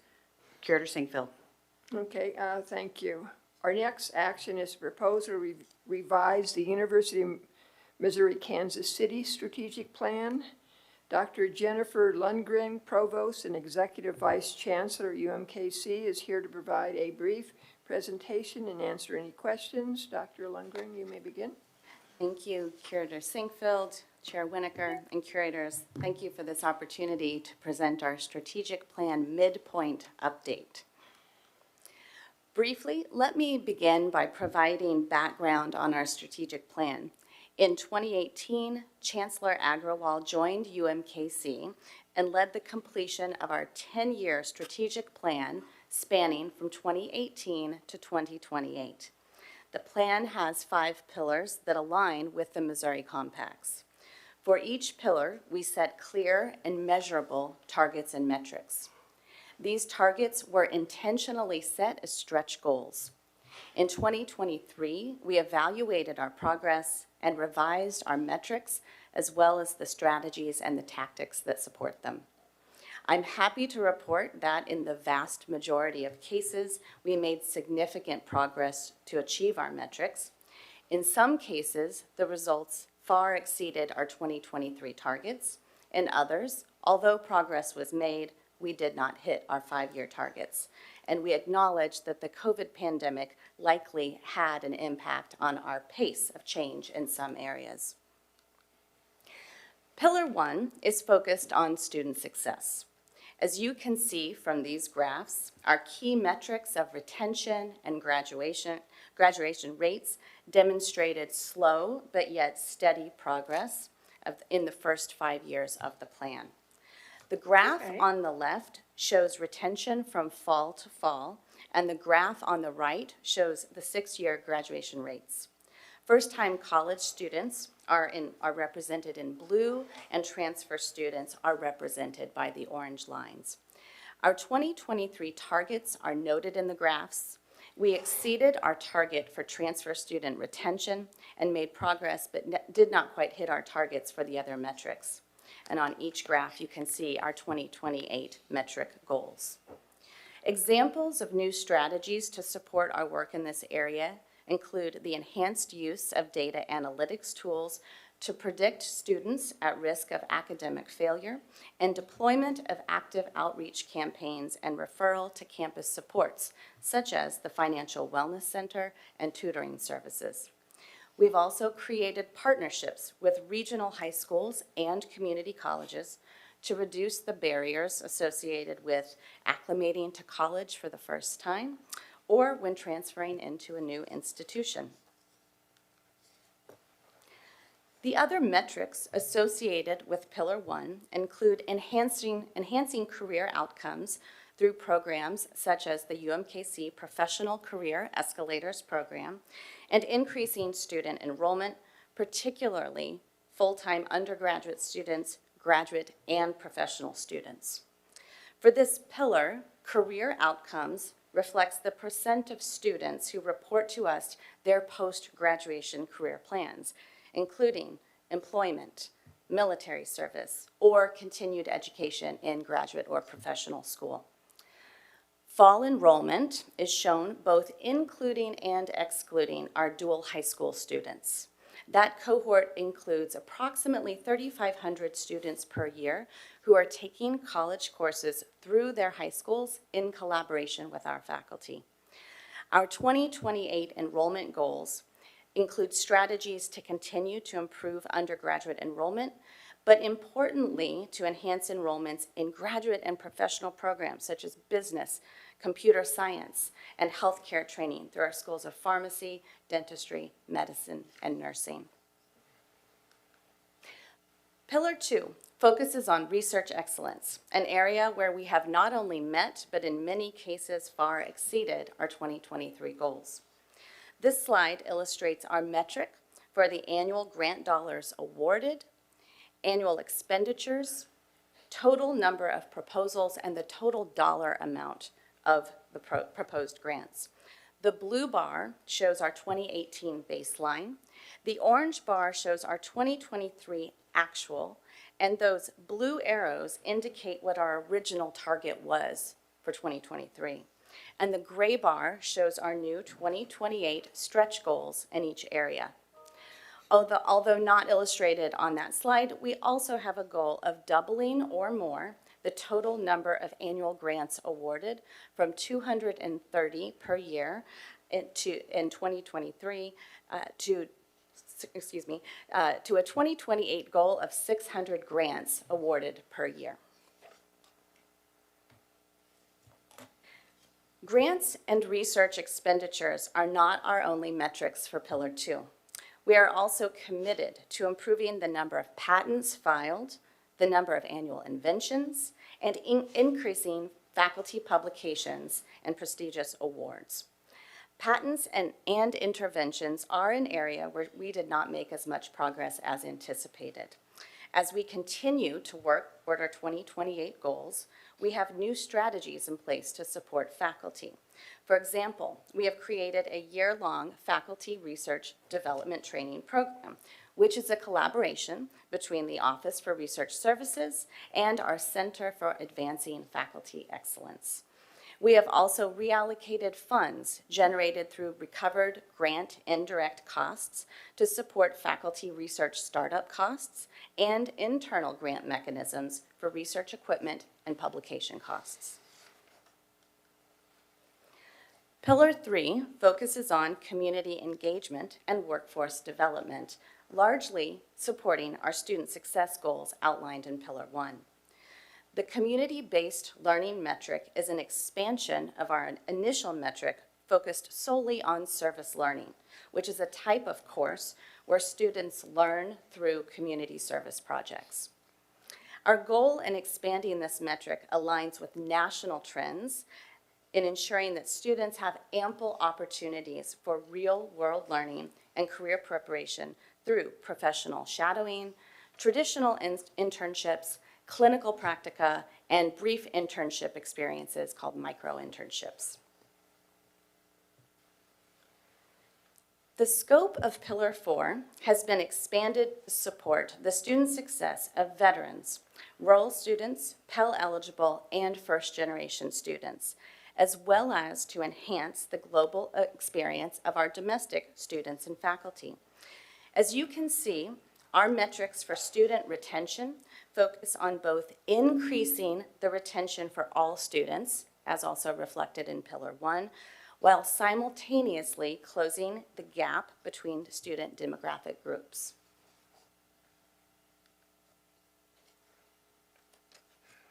Similar to the last slide, this one illustrates our 6-year graduation goals, again focusing both on increasing the graduation rates for all students, aligning with Pillar 1, but also decreasing the gap between graduation rates between groups. This slide illustrates our goal for increasing access to education for active duty and veteran students, as well as our rural communities through the delivery of educational programs such as medicine and pharmacy through our rural training satellite programs. We are also committed to increasing global opportunities for both faculty and students to learn, to teach, and to engage in collaborative research outside of the U.S. Pillar 5 focuses on researches and infrastructure. Over the past 5 years, we have achieved significant financial stability as reflected in our CFI, largely due to good financial stewardship, but also due to one-time revenues and gifts. Our CFI goal of a 3 reflects the Higher Learning Commission, our accrediting body's, expectations for accredited universities, balanced with our ability to wisely invest for growth and university excellence. Our revised student credit hour production reflects our modified enrollment goals in Pillar 1. And lastly, our philanthropic giving goals of at least $75 million per year align with our initial capital campaign goals. And notably, that campaign will extend beyond the duration of this strategic plan. Our 2023 gifts totaling $94 million include donor matching for our largest current capital project, the Health Delivery and Innovation Building. This is a current rendering of both the Health Delivery and Innovation Building, which will house state-of-the-art dental clinics and medical simulation training facilities, and also a rendering of the School of Medicine academic training facility for our medical students on that campus. Lastly, although not a formal pillar in our strategic plan, we do have a foundational commitment to our employees.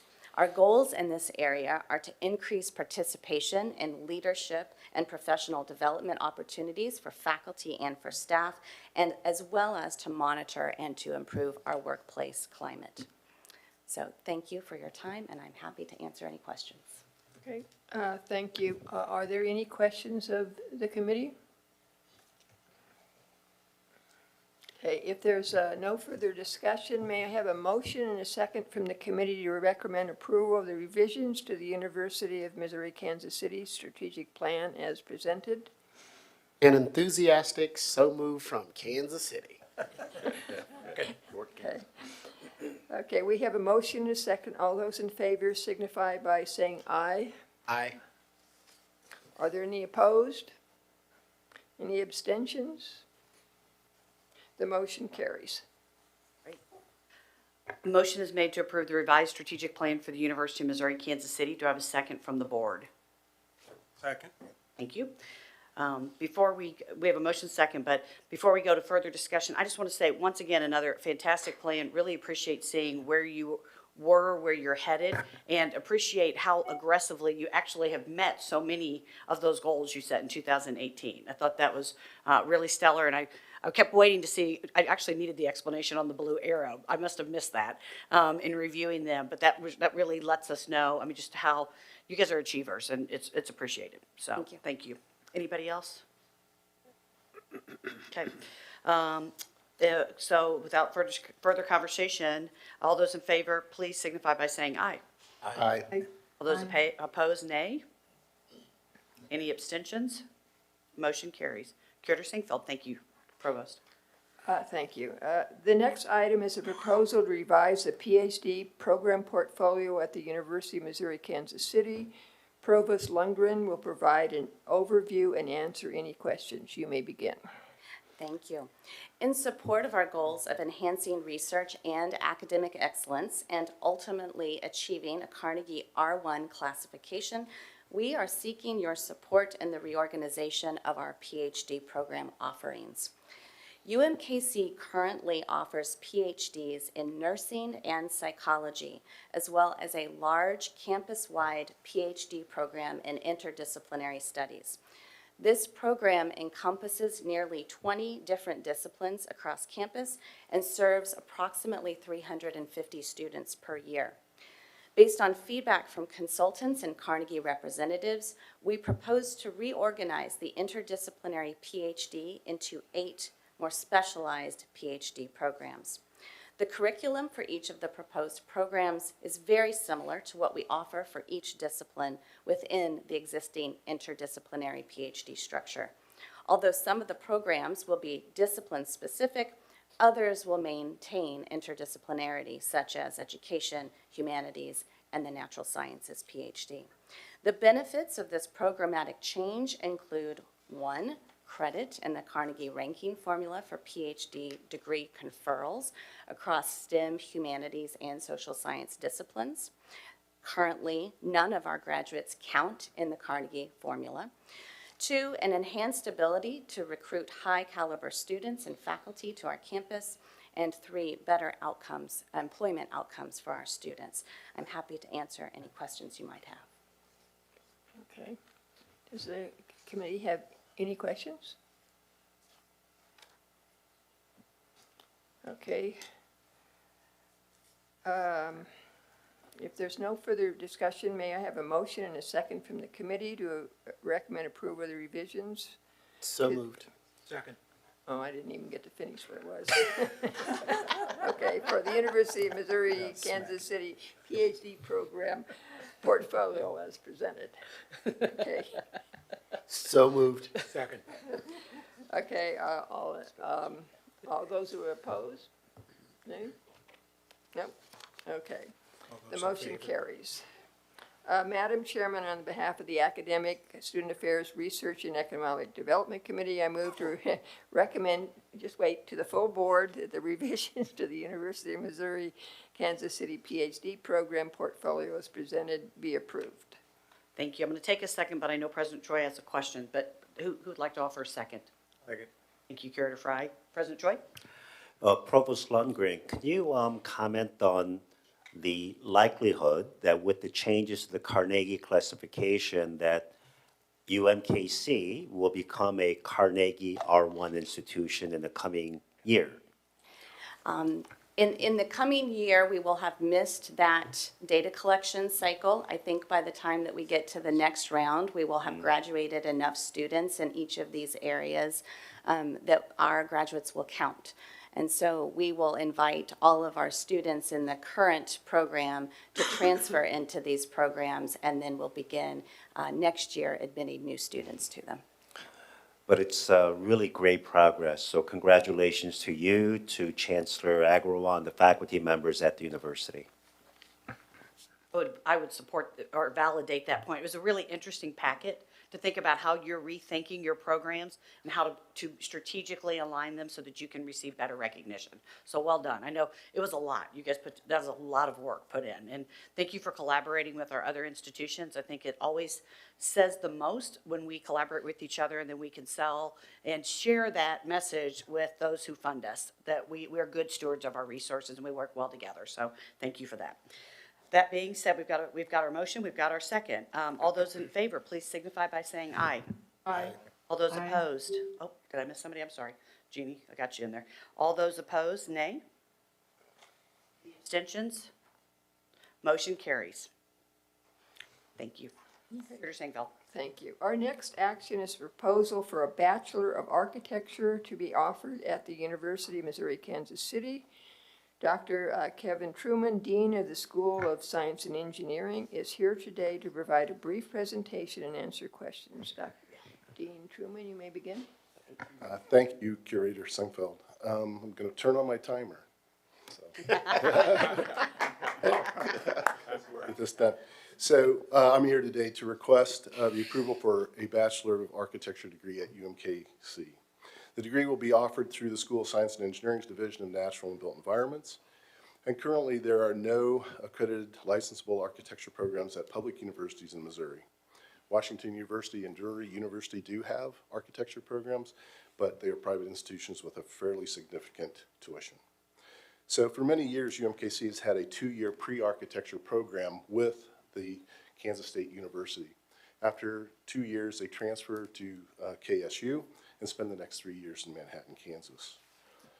We want to change that, and we want to make sure that the UMKC Bachelor of Architecture program will be, first of all, accredited, licensable, and that it's affordable, accessible for all those students that want an architecture program.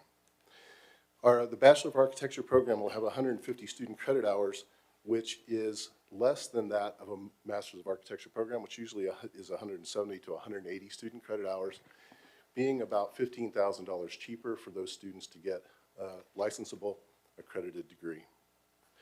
This will stop them from going to Manhattan, Kansas, and it's great for our students that can't afford to leave Kansas City but want that degree in architecture. So being in Kansas City, we're going to use the resources in Kansas City, the adjuncts from the Kansas City companies, therefore requiring less full-time faculty members, which makes it less expensive for us and will be revenue positive in 2 years. 60% of the architecture jobs in Missouri are in Kansas City, and so we expect that these students will stay in Kansas City. Currently, we expect 75 to 80% of these students to remain in Kansas City and take a job with one of these firms. So Kansas City also can provide a surplus of real-world architectural experiences. I don't know if you realize, but the Kansas City Chiefs playing in the Allegiant Stadium was designed by a Kansas City architecture firm, Maniac, and a HNTB is the engineering firm, as well as Dimensional Innovations, who did most of the work on the interiors. So a $1.9 billion project straight out of Kansas City from companies that are literally less than 20 minutes from our campus. So with that, we have this opportunity. They also have the opportunity to access the Plaster Center with our $18 million of equipment. And the plan is to have a technologically based degree that will make use of the latest technologies and software, using essentially fabrication shop, our high performance computing, 3D printing, and our augmented reality and virtual reality facilities to create virtual, digital, and physical models. The company the community has been extremely supportive with many letters of support from some of the bigger firms in Kansas City and some of the smaller firms. As we look to the future, and we asked for some quotes, Amy Slattery from Otomo Architects said, "The UMKC potential of 5-year experience working and studying architecture in a world-class city is unmatched in this region. I'm excited for the opportunity to lecture, to teach, and hire from the university that is just 10 minutes from my office. Kansas City is a global design center, and the abundance of firms in Kansas City provides a variety of untapped industry partnerships that will quickly build a legacy of excellence at UMKC. For these reasons, I ask the Board of Curators to approve the Bachelor's of Architecture degree at UMKC. Thank you. Are there any questions from the committee? There's no further discussion. May I have a motion and a second from the committee to recommend approval of the Bachelor of Architecture at the University of Missouri, Kansas City as presented? So moved. Okay, we have a motion and a second. All those in favor signify by saying aye. Aye. All those opposed? Are there any abstentions? Okay, the motion carries. Thank you. A motion is made to approve the new degree program for Bachelor of Architecture for UMKC. Do I have a second from the board? Second. Thank you. We have a motion and a second. Any further discussion? If none, all those in favor, please signify by saying aye. Aye. All those opposed, say nay. Any abstentions? Motion carries. Curator Singfield. Thank you. The next action is a proposal to extend the test optional undergraduate admission pilot at MU, S&T, and UMSL by an additional year to encompass the fall 2025 admission cycle. Dr. John Middleton, Associate Vice President for Academic Affairs, will introduce the proposal. The enrollment managers from MU, S&T, and UMSL have also joined and are available to answer questions. Dr. Middleton, you may begin. Thank you, Curator Singfield. So today, MU, S&T, and UMSL are requesting that the existing test optional undergraduate admissions pilot be extended for 1 year to cover the fall of 2025 recruitment cycle. As you're aware, the board approved the University of Missouri, Kansas City test optional policy on a continuing basis in April of 2020, and the other institutions shifted to optional testing due to disruptions because of COVID. In both 2022 and 2023, the board approved 1 year extensions for MU, S&T, and UMSL, similar to what is being requested today. There's really three primary rationales for why we are requesting this today: to provide clarity to students currently considering attending one of our institutions, as the recruitment cycle for 25 has already begun; to provide allow additional assessment of the effects of test optional on student outcomes. It should be noted that over two-thirds or more of our students currently do apply with a test despite being test optional.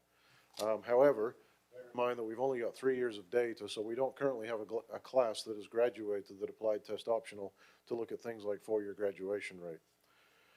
This will also allow our institutions to continue monitoring the competitive landscape. Currently, most of our AAU, Big 10, Big 12, and SEC competitor institutions are continuing with test optional. All public 4-year institutions in Missouri are currently test optional.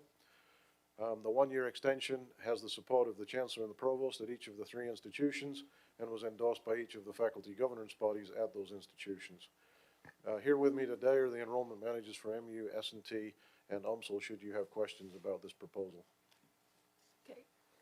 Thank you. Are there any questions from the committee? Yes. I know this is a weird question, but every time I see this, and this has come up year after year, why didn't we just do this for a 6-year period, or to get that, because it's going to take 6 years to get that data, maybe 7. Why are we doing this 1 year at a time? Why not just say, we're going to need 3 more years to do this, guys, and let's just be done with this? Am I missing something? I would like to answer. Part of that has to do is we're looking to see what other universities are doing and the changes they're making. So I think it's appropriate to look at it to see if, what are other universities doing, okay? Because this was a temporary thing because of COVID and very difficult. They're taking tests and other things. So I don't really mind renewing it. So as a committee chair, you are supportive of a 1 year at a time approach? Okay. Yeah, but that's my Thanks for the clarification. opinion, not the whole committee. I'm just like, if we know it's going to take 6 years to get the data, maybe 7, why not just do it for the 6 or 7 years? But if 1 year's what? The data won't include what the other universities are doing, and a lot of our decisions are based on what the other universities are doing, okay? And I think that's important because I've noticed that certain universities are changing, certain universities are changing and going back and dropping test optional. Yes. Okay, I think that answers my question. Okay. I will go back to my I think corner. President Choi had a question or comment. So Curator Williams, we are evaluating data on an annual basis to determine the difference in the performance of students that come in test optional and students that come in with the test. Looking at retention numbers from freshman to sophomore year, but also then looking at the retention from sophomore to junior year, so that we can determine how effective our holistic admissions approach is for test optional students, because the students that we admit, we want them to be successful at our universities. And I think another reason that the board has asked to have this come back on an annual basis is that the landscape is changing. There are some universities, like Curator Sinkfield mentioned, that are going back to mandatory tests for admissions at their universities, including Purdue University, I believe, and now more recently Dartmouth College. Are there any other? Yeah, I'm not on the committee, but I don't know when my appropriate time to comment is, but I think the days of this are numbered, for me anyway. I don't view it as a data collection exercise. I think it's, frankly, to me, it's absurd that we don't get more data by having a test than by not having a test, especially when we're trying to norm this across various schools with grade inflation and other things. I just can't imagine that this wouldn't be a beneficial item. I agree with Curator Sinkfield that this is a competitive environment that we're in, and so it's important that we do this for now. But I don't see this lasting long term. And the other thing that I'm particularly troubled by is we award academic scholarships, merit scholarships, not based on whether you took the test or not. So a student who took the test, who has great grades, didn't do well on the test for whatever reason, is at a disadvantage to a student that didn't take the test and has great grades. And in fact, they can take the test and then not submit the answers if they want to. So I think it creates a gaming of the system that I'm willing to live with for another year today. But I'm not sure next year if I'll feel the same way. Okay. Are there any other comments? I think one of the things we've watched over time, and I won't be able to list the universities, is those who are going in and out. You know, we started with a bunch of people. We all did it going out of COVID. We know that it was hard to take tests. There was limited seating. You know, this was a solution to a problem.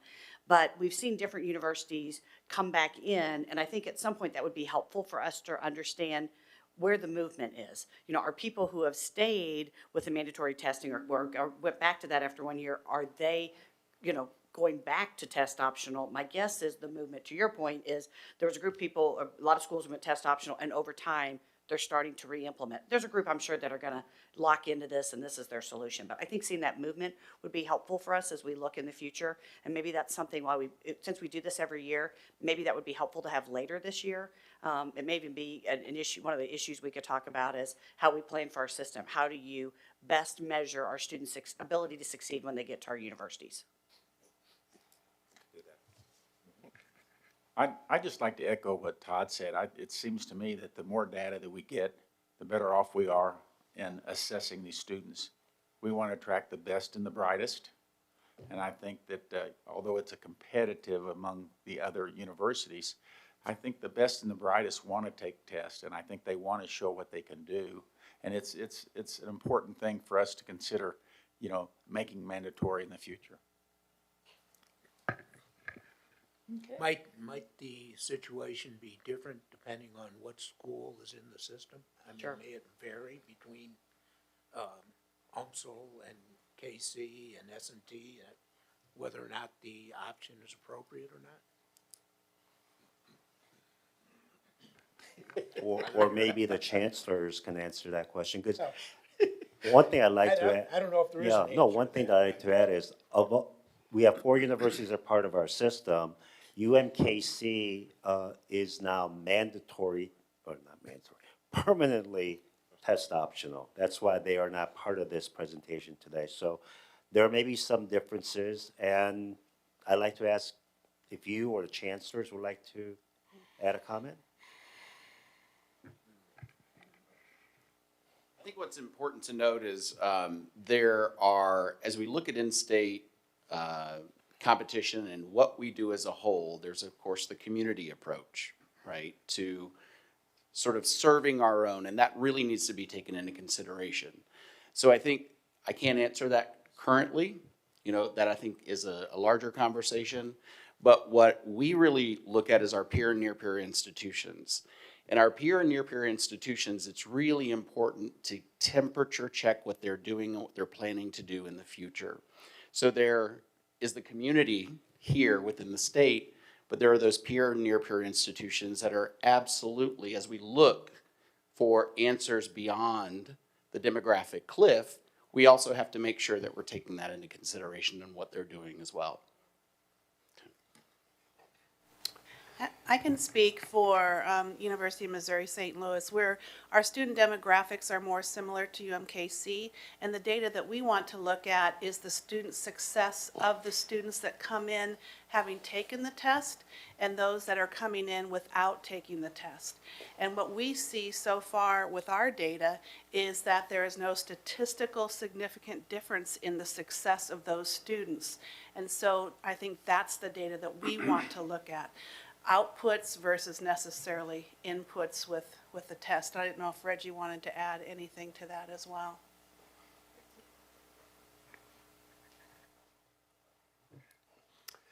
I like to add that I fully resonate with Curator Graves' comment. My big concern is the variation of GPA high school grades across many high schools, where there are grade inflations in some schools versus others. And as far as looking at our competitors, I really rather look at our aspirational competitors rather than our peer. I want to see what they do to delineate between the good and the bad. And test data, I think there is a lot of information to be gained from looking at how well a student finally does. A lot of students don't do real well in high school because of maturity or whatever it is. But then when they put it all together and they come back and they have an integrated approach, take a test, I think that's a great data for us to look at. So I'm not in favor of long-term elimination of the score. I think one thing to remember too is, one of our concerns, we've had these conversations over the years, is that we know through COVID, some students did get moved through. They may not have been successful in those particular years. They were on Zoom. Those were tough times. Well, I'll remember that. But to not lose sight of what we want is excellence for our students, and we want excellent students as well. So I appreciate the comment on test scores, but I also want to say to all of you all, doing test optional takes a lot more work for you all. I know we heard that in a presentation about a year ago. It is greatly appreciated. You're navigating a lot of information and trying to decipher it and put together the best classes. So, thank you, because I know you're kind of straddling the line between two different formats, and it takes a lot of hand-holding through those applications.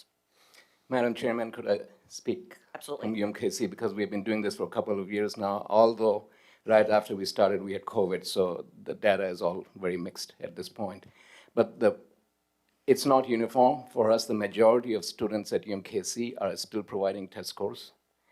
Those that are not, there's a differential. Those that are not more likely to be first generation. There's a 16-point differential for first generation students providing data or not, and Pell eligible, another 14-point difference, percent point difference. So those are the ones that are not providing the tests. They also historically have lower retention and graduation rates. So it's complex, the data is complex. We have to correct for those pieces as well. Also for us, areas like engineering, pharmacy, and others where we take undergraduate students, we require tests for those competitive programs. And that might be an important point. We talk about this later, hopefully in the year, is have you come with your data? I know when that was approved, that was part of it, was you came with data, but also an understanding of how that, you're monitoring that and showing that to us. So if we have failed to ask for that, and I think you've proactively, certainly presented it, maybe we need to go back and do that as part of our learning. I was just wondering, Curator Graves mentioned that there seems to be some unfairness if a student has really excelled, but yet has a low score or doesn't he gets penalized, but the same student that has excelled in grades and doesn't take the test gets rewarded for that. Is there any adjustments that you make in looking at awarding scholarships to those students or anything like that? I can say at Mizzou, first of all, you'd be surprised at the number of students that have a high ACT that still apply test optional. You know, it's amazing that we see those. But we do a holistic review for scholarships as well as admission. The average test optional student that receives a merit scholarship has a 3.9 GPA. So again, we do a really good job of evaluating our applicants, making sure we're bringing in the best and the brightest, and rewarding those appropriately for how their extraordinary work that they did at the high school level. So we spent a lot of time and effort into deciding who to admit and how to award those scholarships. What about the 3.9 GPA that has a very low test score? Well, a lot of times we don't have a test score, but we have so we don't have that as a basis, but we look at a whole variety of factors in addition to that GPA.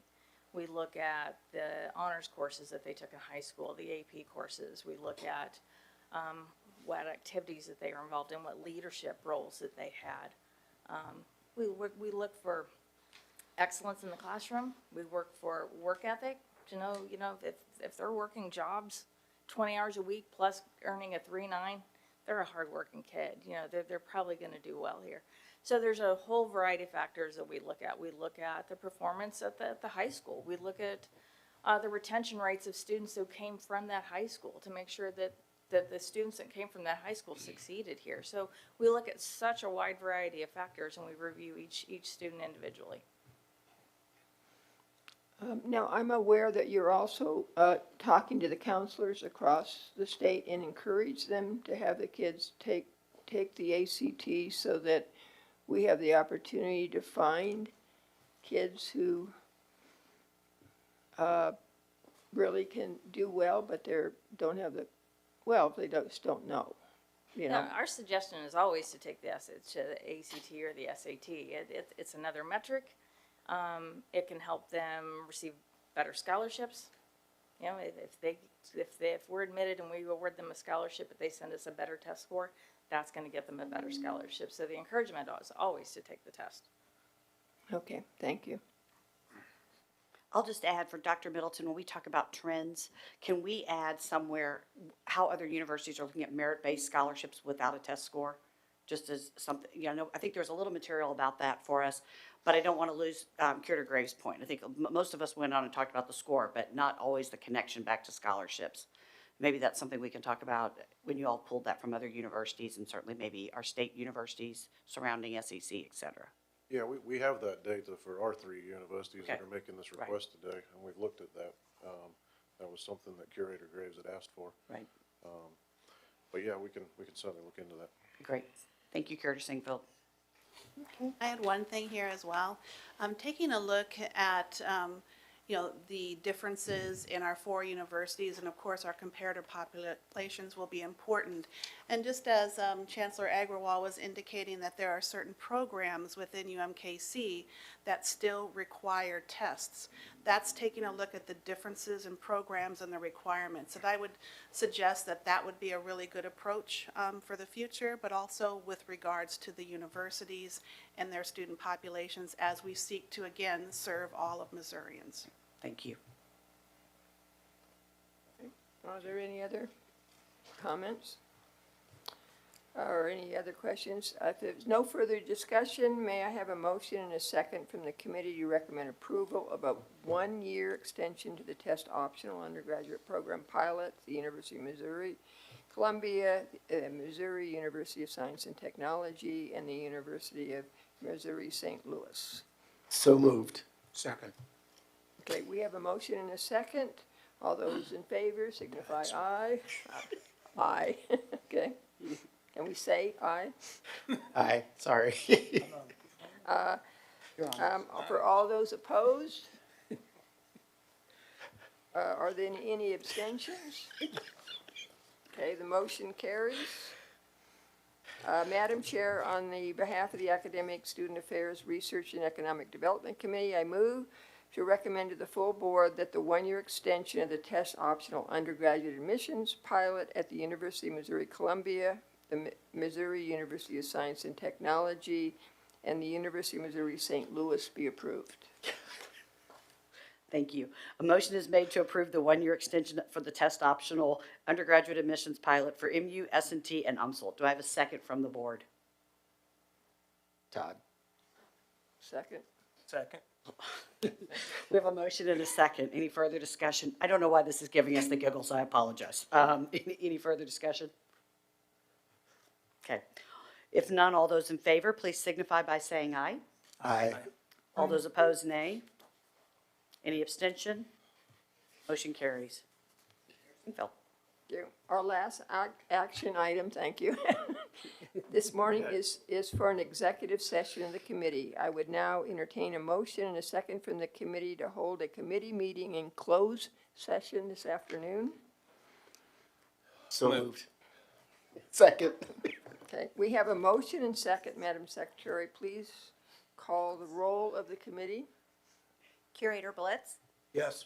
Curator Graves, Yes. Curator Sinkfield, Yes. Curator Williams. Yes. Okay. You have all votes in favor. Okay, Madam Chair, that concludes the public session for the Academic Student Affairs Research and Economic Development Committee.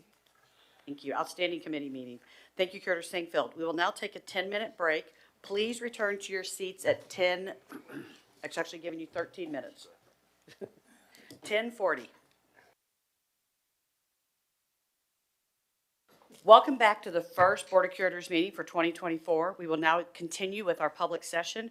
Curator Williams, I turn it over to you for a report of the Health Affairs Committee meeting held last week. Thank you, Chair. The Health Affairs Committee met on January 30th, and Dr. Richard Barron, Executive Vice Chancellor for Health Affairs and Dean of the MU Medical School, will now provide an overview of the business covered at that meeting. Dr. Barron. Good afternoon, Chair Weniker, Curator Williams, and all the board. It's my pleasure to give you my report today. So I'll be providing updates from the School of Medicine and MU Healthcare, as well as sharing a snapshot of the substantial progress that's been made in the Next Gen Precision Health Initiative. So first, School of Medicine updates. For the last year, we've been preparing the required documents to be submitted for our accrediting body of medical schools. And we have to get that document to them 4 months before they come for their visit in April. So I wanted to give you a quick update on some of the very important milestones. And I'm very happy to say that with the help of many faculty and staff and some medical students that were involved, the complete integrated document was submitted by the January 19th deadline. The materials that we provided for reaccreditation documented many of our outstanding programs, including our rural health programs and our research progress, and I am very confident that we submitted a good package. Beyond the work that we need for reaccreditation, we continue our mission, and one of our missions is to enroll top qualified candidates to join our next class of medical students. So this is a snapshot of where we're at right now.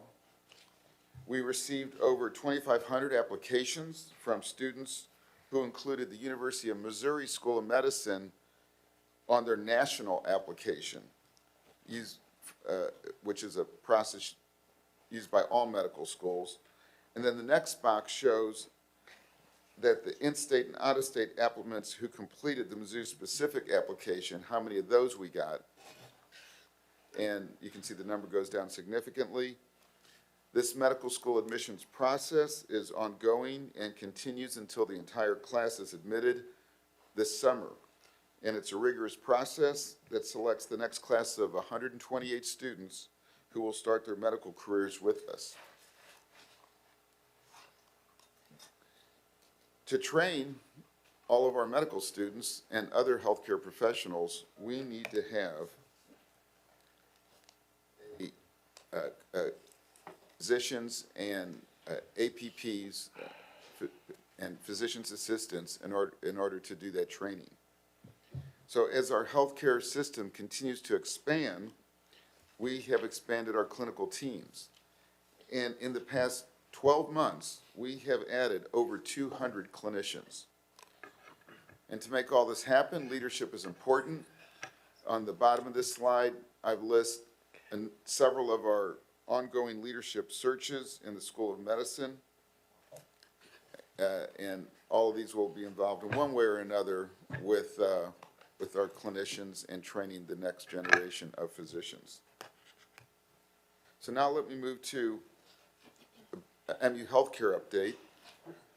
And as you know, the full integration of Cap Region Medical Center into MU Healthcare occurred on January 1st.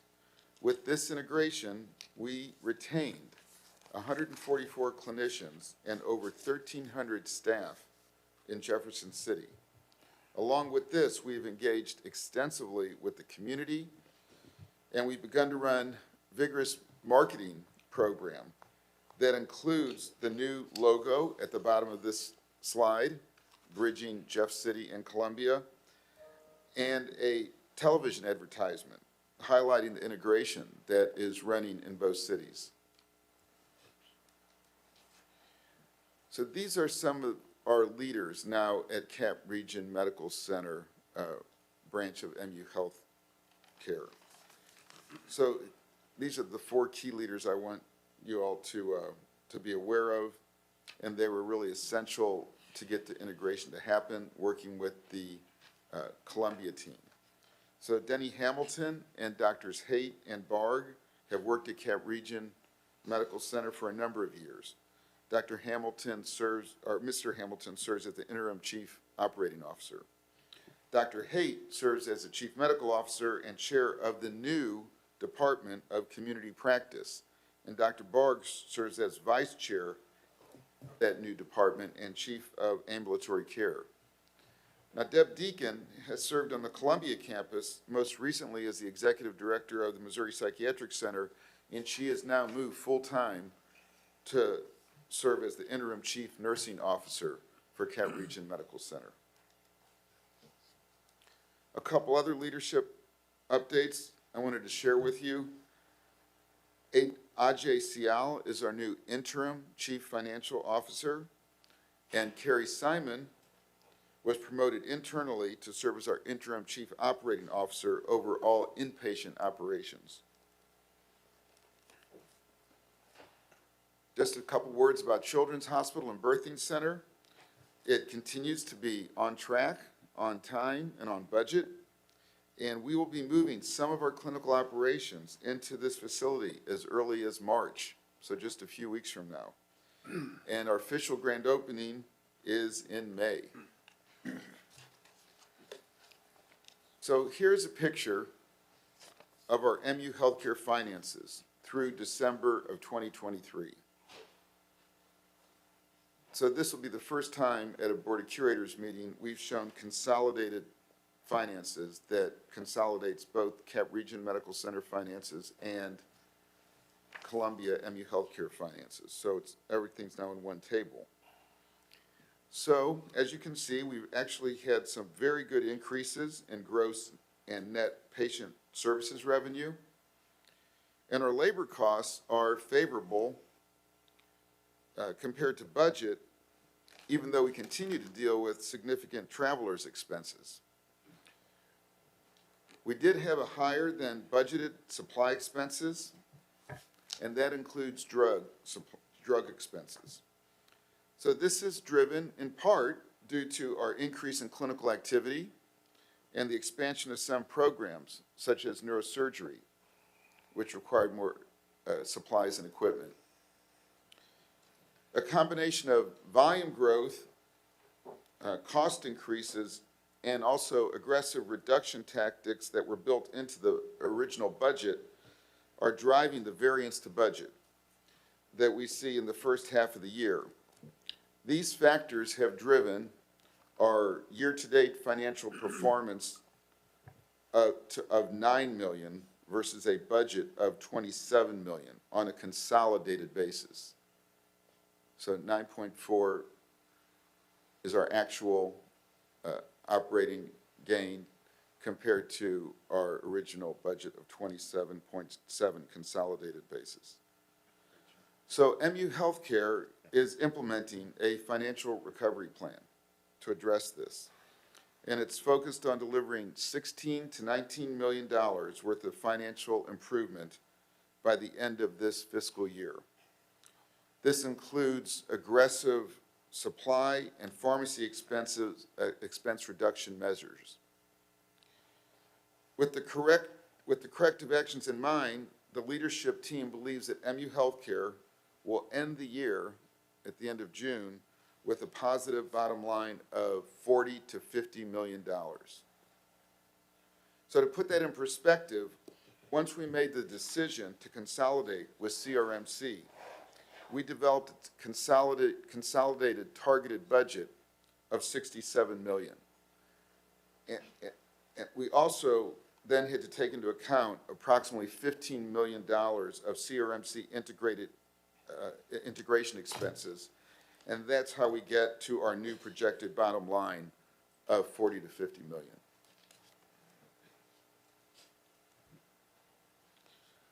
So I wanted to give you a bit of a snapshot of what's going on in Next Gen. It's very exciting. And at the Health Affairs Committee, Dr. Arnold presented to the committee and did this in a little more detail. So this is the only slide I have on this. So the vision that the Board of Curators and President Choi had when we created the Next Gen Precision Health Initiative is really paying important dividends. And this slide highlights some of those dividends that Dr. Arnold pointed out last week. So you all know the Wayne Gretzky quote that you miss 100% of the shots that you don't take, and that has to do with grant submissions as well. So you have to submit a lot of grants in order to get wins. And the Next Gen investigators, and this is just the ones in the building, have been submitting a lot of grants. They have submitted almost $500,000 in grant proposals, and they have succeeded in bringing in a bit more than $214 million in awards. It's really incredible progress. What was the statistic that 20% of our grants are coming out of the Next Gen building? I think I President wrote Choi that did down. that statistic in his That head was when very he was looking at interesting. the big numbers Right. on campus. And so these are really outstanding investigators that we have moved into Next Gen facility. And through Mizzou Forward, we're bringing more in. It's very exciting. And because of this, Next Gen is really getting noticed nationally and internationally. As recruits come through from Mizzou Forward, they are aware of the Next Gen Precision Health Initiative. So the system researchers and their teams have already had over 1,500 media mentions this year by our count. And Next Gen is not just about laboratory space, as you can see on this slide. Next Gen is working hard to expand our capacity to bring cutting-edge clinical trials to rural Missouri. And this is a really innovative program that we're doing with Extension, and it's being launched this year as we speak. So I'm sure that you all take as much pride in the Next Gen initiative and the progress that's been made as I do. And that is my last slide, and I am glad to take any questions. Are there any questions for Dr. Barron? Well, I want to thank you for a great meeting and a great report. And I think that in addition to the topics that he's discussed, we will, or wait, do we have to approve the minutes? No, you did it at the committee meeting. You're in good shape. Then I think that is the end of the report for the Healthcare Committee. Oh, I think we're Thank in you good very shape. much. No, thank you. That was a great week and a great presentation last week. Thank you very Really much, appreciate it. Curators. Okay, we are flipping our order of our agenda for those who are following along, and we're going to switch to President Choi's presentation. So I'm going to turn it back over to President Choi for a presentation regarding the highlights of the MU campus, and it looks to me like he brought special guests. national stage against a blue blood opponent is a great opportunity for our program to continue to build to the brand that we want to be. Our whole motto this year was STP, but now it's showtime, and I know this team's ready to go out and do what we do. They're only missing Marvin Harrison Jr. That's it. Everybody else is playing. Yeah. Even minus Marvin Harrison Jr., I do think this is a great opportunity for them to go out there and make a statement.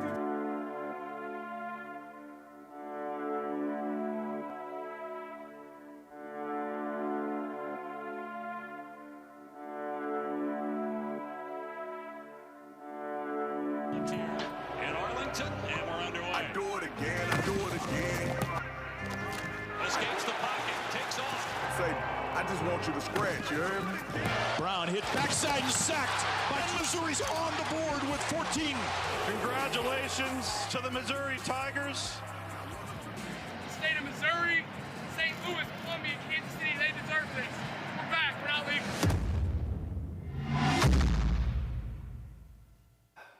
Well, that was exciting. For those of you that were in Dallas, we owned Dallas during that week. And not only did we have our football team there, but also so many alums that flooded the city of Dallas, Fort Worth, and Arlington.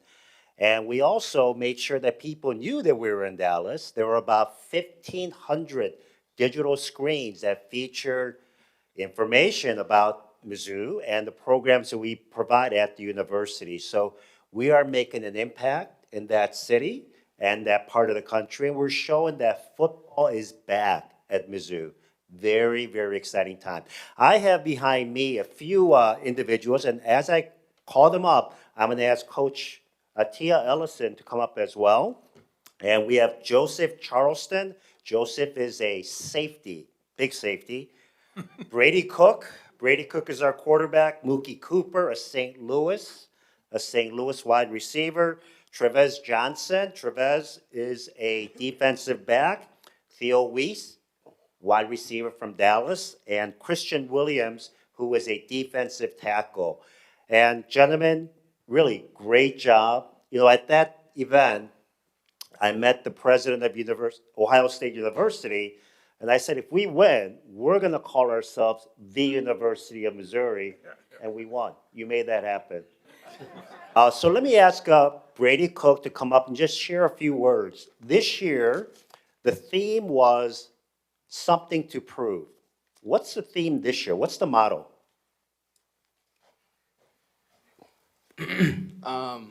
First I just want to say, representing the state of Missouri and the University of Missouri is something I take very seriously. And doing so with a season like we had last year makes it even more special. What we were able to do in 2023 is largely in part due to the Board of Curators, the university leadership, just all the staff here that pushes in one direction, Coach Drinkwitz, President Choi, our athletic director, Desiree Francois. So, there's a lot of people pushing in one direction. It's not just the players, not just the people in the football facility. Our motto, STP, as President Choi alluded to, something to prove. It's not going anywhere. It took us pretty far in 2023, but, looking forward, we have even more to prove this year. So we'll be back, and we want even more this year. MIZ. Thank you.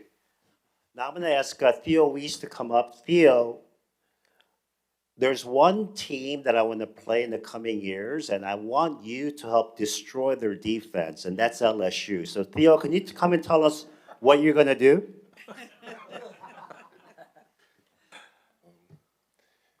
I'm going to seize my opportunity. That's what I'm going to do, to make President Choi real happy. That's right. And can't wait to see what the next season brings. So thank you, gentlemen. All right, I'm going to go right into my presentation, and I'm going to keep this relatively...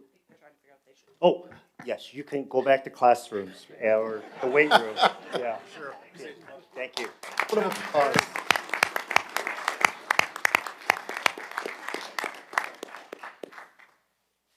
So what I decided to do is put up a slide, and this slide needs a little explanation. With the exception of 2024, all of the numbers that you see are the final year-end numbers for students that apply to the university for that fall. And as you see, in 2015, we had a historic high prior to this year of 22,220. But we're only in early part of February, we broke that record. And so we are going to have the highest record number of first-time college student applicants to the University of Missouri. This has many, many factors that contribute to it. Obviously, winning the Cotton Bowl and the recognition is very, very important. But also parents and students are recognizing that we provide value, a high-quality education that is affordable, and it provides the students the opportunity to get jobs, go to grad school, or pursue the military. So I have, once again, I want to thank the entire enrollment management team led by Kim Humphrey for the hard work that they do despite the changing demographics in the state of Missouri. Yes. Can you talk to us? You say that as we watch these numbers, and we're all very excited, we're getting a lot of good publicity out of it, Right. there could be a little movement in it. That's right. And can you talk to us about that? Because we don't want to lose hope. It's just that there's a lot of factors in play. That's right. As I mentioned earlier, there is a 5% decline compared to this time last year in terms of acceptances. And the reason for that is that last year we had a priority housing deadline of February 1st, which we no longer have.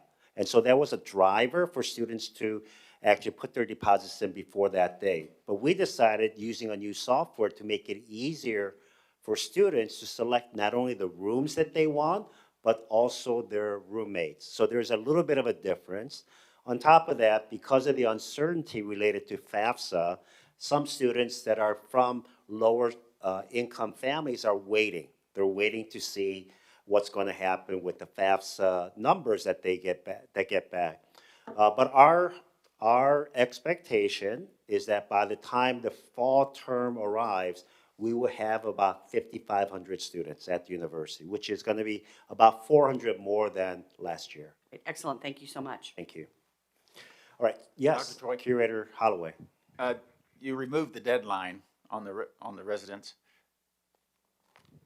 Now that it's slowed things down, have you considered installing it back for next year? That is something that we are evaluating, and by removing the deadline, we're also letting students know if you apply earlier and put your deposit in, you're going to get the room and the roommate that you want. So we're going to evaluate that and make that decision in the coming months.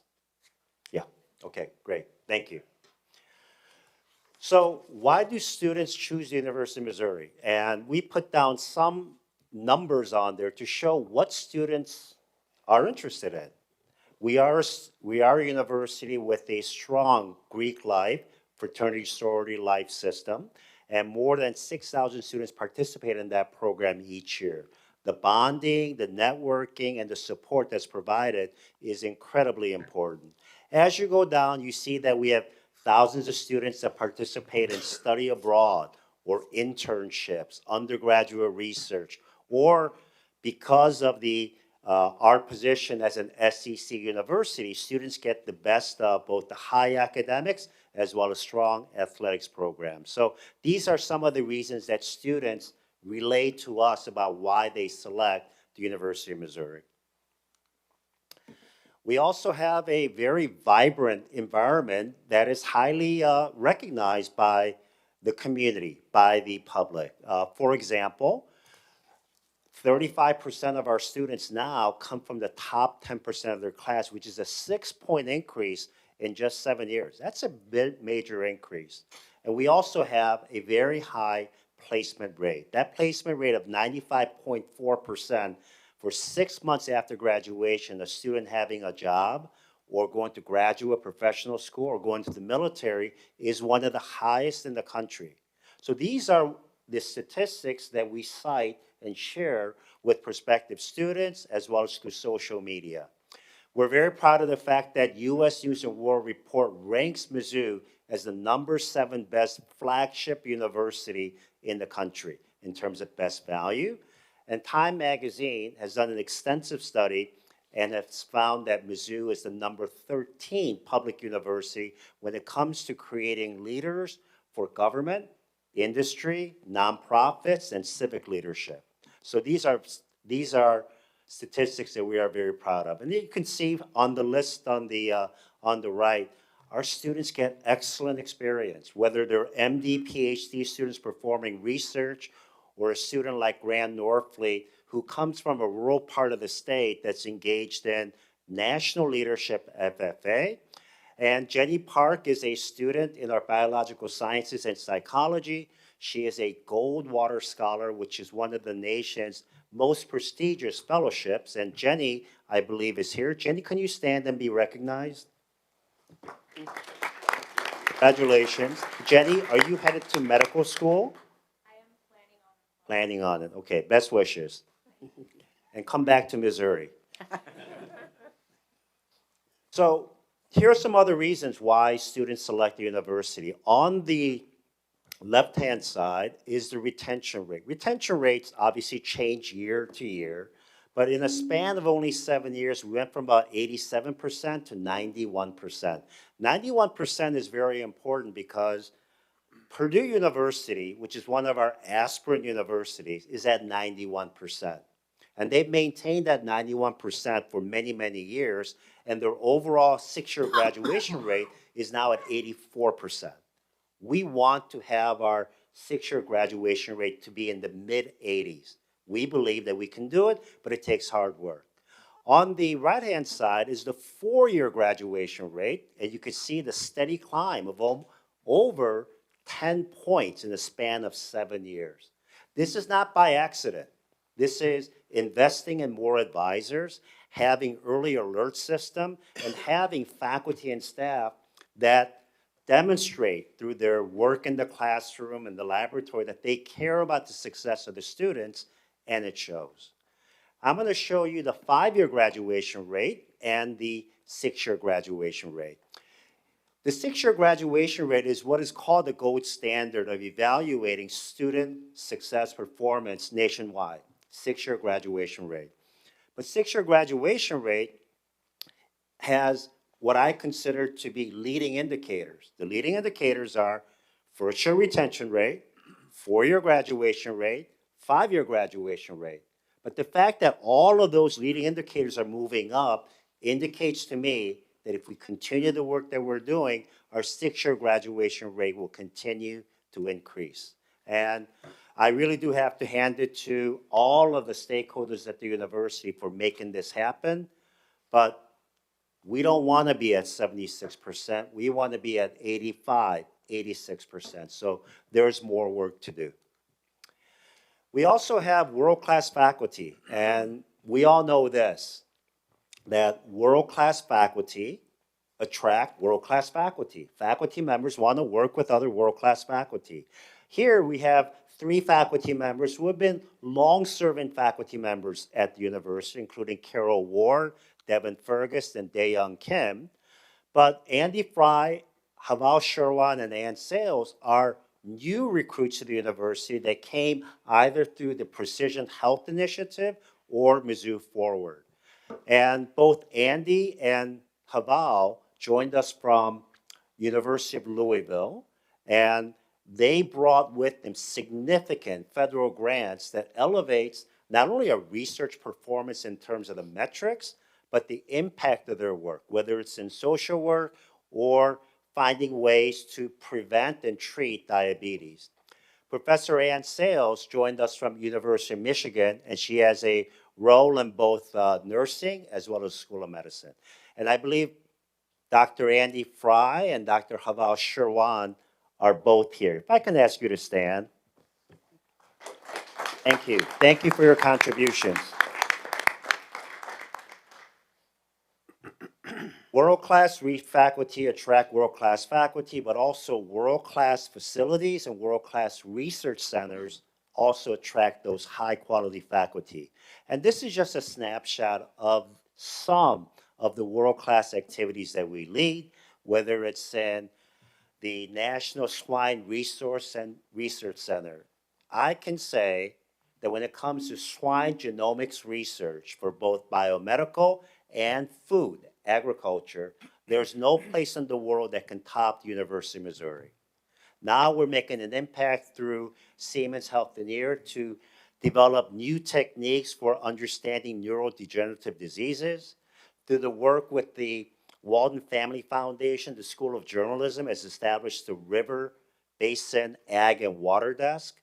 And with the work of Professor Rob Myers, we have one of the leading researchers in sustainable agriculture.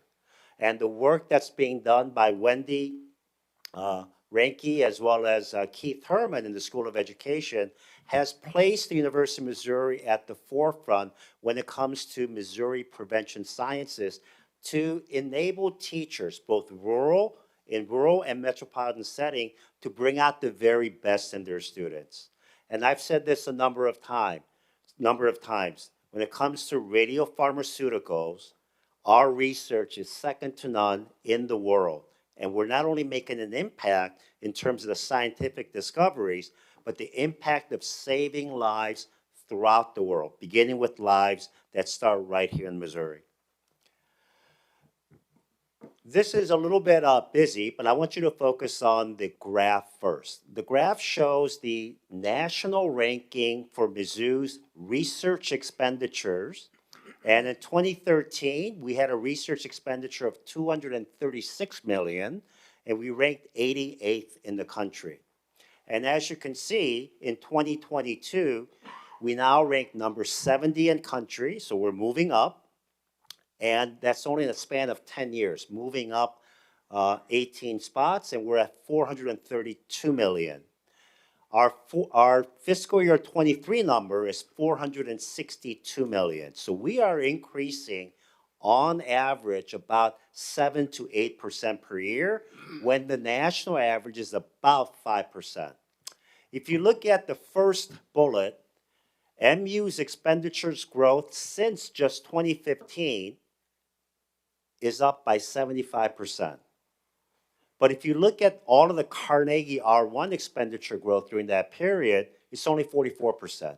This means that we're capturing more market share. Our faculty members are more successful in capturing the market share. And the second bullet is very important. During the same period, 2015 to 2022, Mizzou ranks number 8 among 70 AAU institutions in terms of the growth in percentage. This shows that our faculty members are nationally competitive and they're gaining more and more market share as they move forward. And you saw the results just from that one building, Precision Health building, how they were able to write more proposals, get more grants. This is what makes all of us proud to be part of the only public research university system in the state of Missouri.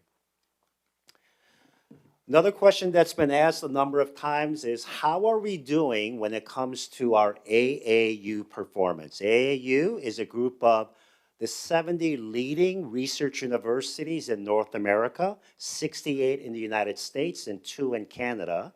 And they measure various categories, including expenditures, citations, honors and awards, and books. And they normalize it by the faculty, so that we know on a per faculty basis how we are doing. Well, if I look at those results, they are all trending positive. We're not done. We want to continue that trend, but based on the fact that we are number 8 among all AAUs in terms of the percentage growth of research, that statistics bodes very well for our future progress. Yes, Kira Lehman? With us being the 8th fastest growing of the top 70, yes, and obviously we're doing significant projects, do you see many below us that are growing at that kind of rate? So there are still those that are ahead of us that are growing at a faster rate, because we're number 8? 7. Yes, there are 7 higher.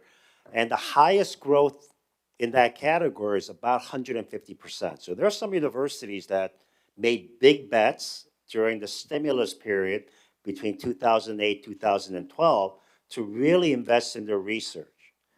The University of Missouri didn't do that. During the stimulus, when all the other universities went up, our research went down. We did not make the investments. But the investments that the university has made with Next Gen Precision Health, the Center for the Future Foods of the world, as well as Mizzou Forward, is placing us in the right spot by investing in the infrastructure and people so that we can grow the research. Do you think many, though, that are lower than us Yes. are investing at the clip we are? Yes, they are. Okay. Yeah, they are. And it is sort of an arms race because without the facilities, we can't retain or recruit the faculty. And the fact that we were able to recruit faculty members from Michigan, from Ohio State, Johns Hopkins, North Carolina, Duke University, to come to this university without Next Gen Precision Health Building, we would not have been able to do so. Because they'll be leaving high quality spaces with good collaborators, but they're not going to go a step down in terms of infrastructure. Thank you for that question. Is the Center for Energy Innovation, is it a continuation of that strategy? Yes, it is. And it is the Next Gen Precision Health was an investment in biomedical sciences, medical sciences, and so forth. But the CEI is going to be an investment in engineering and the physical sciences with policy, because that's an important component for adoption of some of the innovations in energy. But there is some work to do. If we look at normalized books, and AAU looks at this information, it's been on a downward trend. And we made investments to the provost office to have the Great Books program so that we can enable faculty members to get the support to finish their book or start their book, because scholarly books are another measure of a strong research university. As Curator Winokur asked us to do, Chair Winokur asked us to do, we want to focus on our contributions to healthcare. It's important to note that because we have a healthcare organization that is a part of our university, our teaching and research is translated into that clinical care and therefore the broader impact. So there are 120,000 patients each year that get some level of treatment from one of our hospitals, clinics, or affiliates. And if you look at the map that is there, those are some of the locations in which we have a presence, a strong presence. The goal that Dean Barron, as well as Dean Haglund and Dean Popejoy have with working with Extension is to now use the network of Extension offices to expand out our delivery of healthcare to those regions that are truly, truly underserved. It's also important to recognize that prior to Dr. Barron joining our university, our clinical trials and clinical research infrastructure was lacking. One of the reasons that he was hired, one of the prominent reasons, is that he served as the Vice Chancellor for Research at KU Med. And KU Med's research is higher than ours, although we are closing ranks. But he was able to provide that kind of infrastructure support at our university so that we can receive clinical trial, clinical research from not only from NIH, but industry partners, pharmaceutical firms. And Dr. Chris Kelly from PM&R is leading one of those activities at the CTSU that's located in the Next Gen Precision Health Building. Also, we want to be able to deliver the nuclear medicine that we produce, that only we can produce in the United States right here at our healthcare facilities. So the extension of lutetium-177 to be used in treatment of cancer patients in Missouri is a big step for us meeting the need for cancer treatment in rural parts of the state.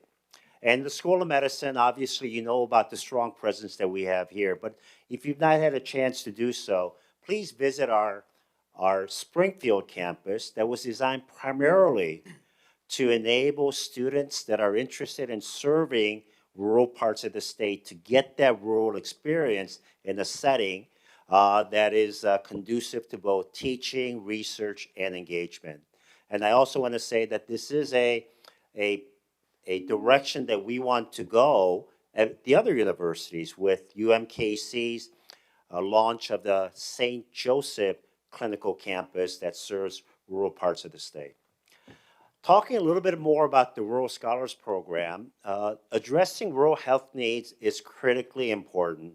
That number of 37% that represents Missouri counties, so 37% of 114 counties, that's like 40. 40 counties in the state do not have hospital access.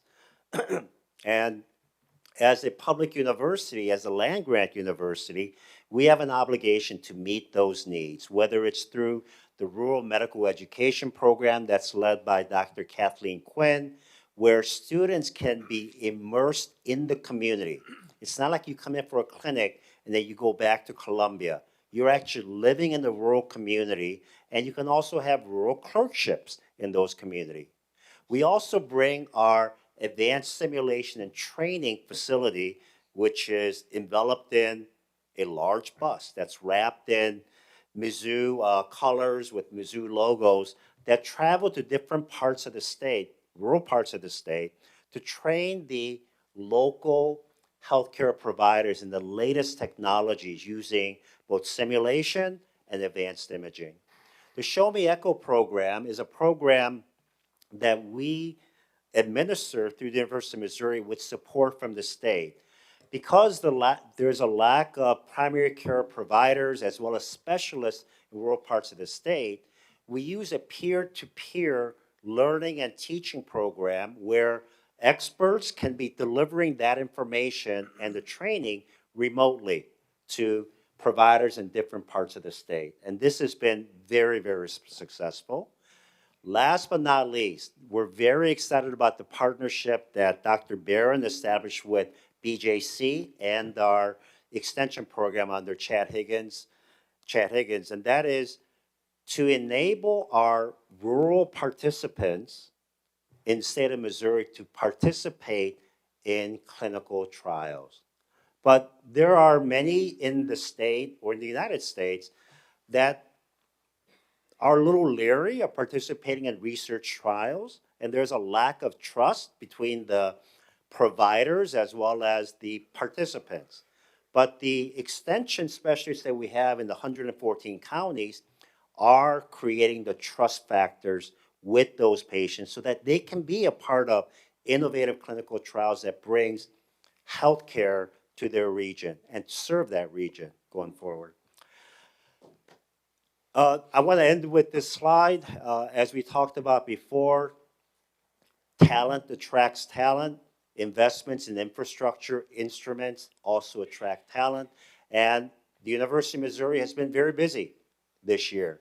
And we're going to be very busy next year in terms of making the investments so that our faculty, staff, and students can compete with their national counterparts. They'll have the tools, they'll have the spaces, and they'll have the ideas to be able to be competitive. So, Chair Winokur, that concludes my remarks, and I'd be happy to answer any questions.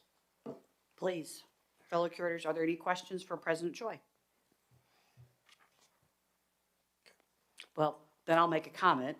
Thank you. As always, there's always so much to show, but this was an outstanding presentation and really helps us set the stage. And thanks for being the first step to talk about healthcare in Missouri and how important that is as part of our mission. So appreciate it. Thank you.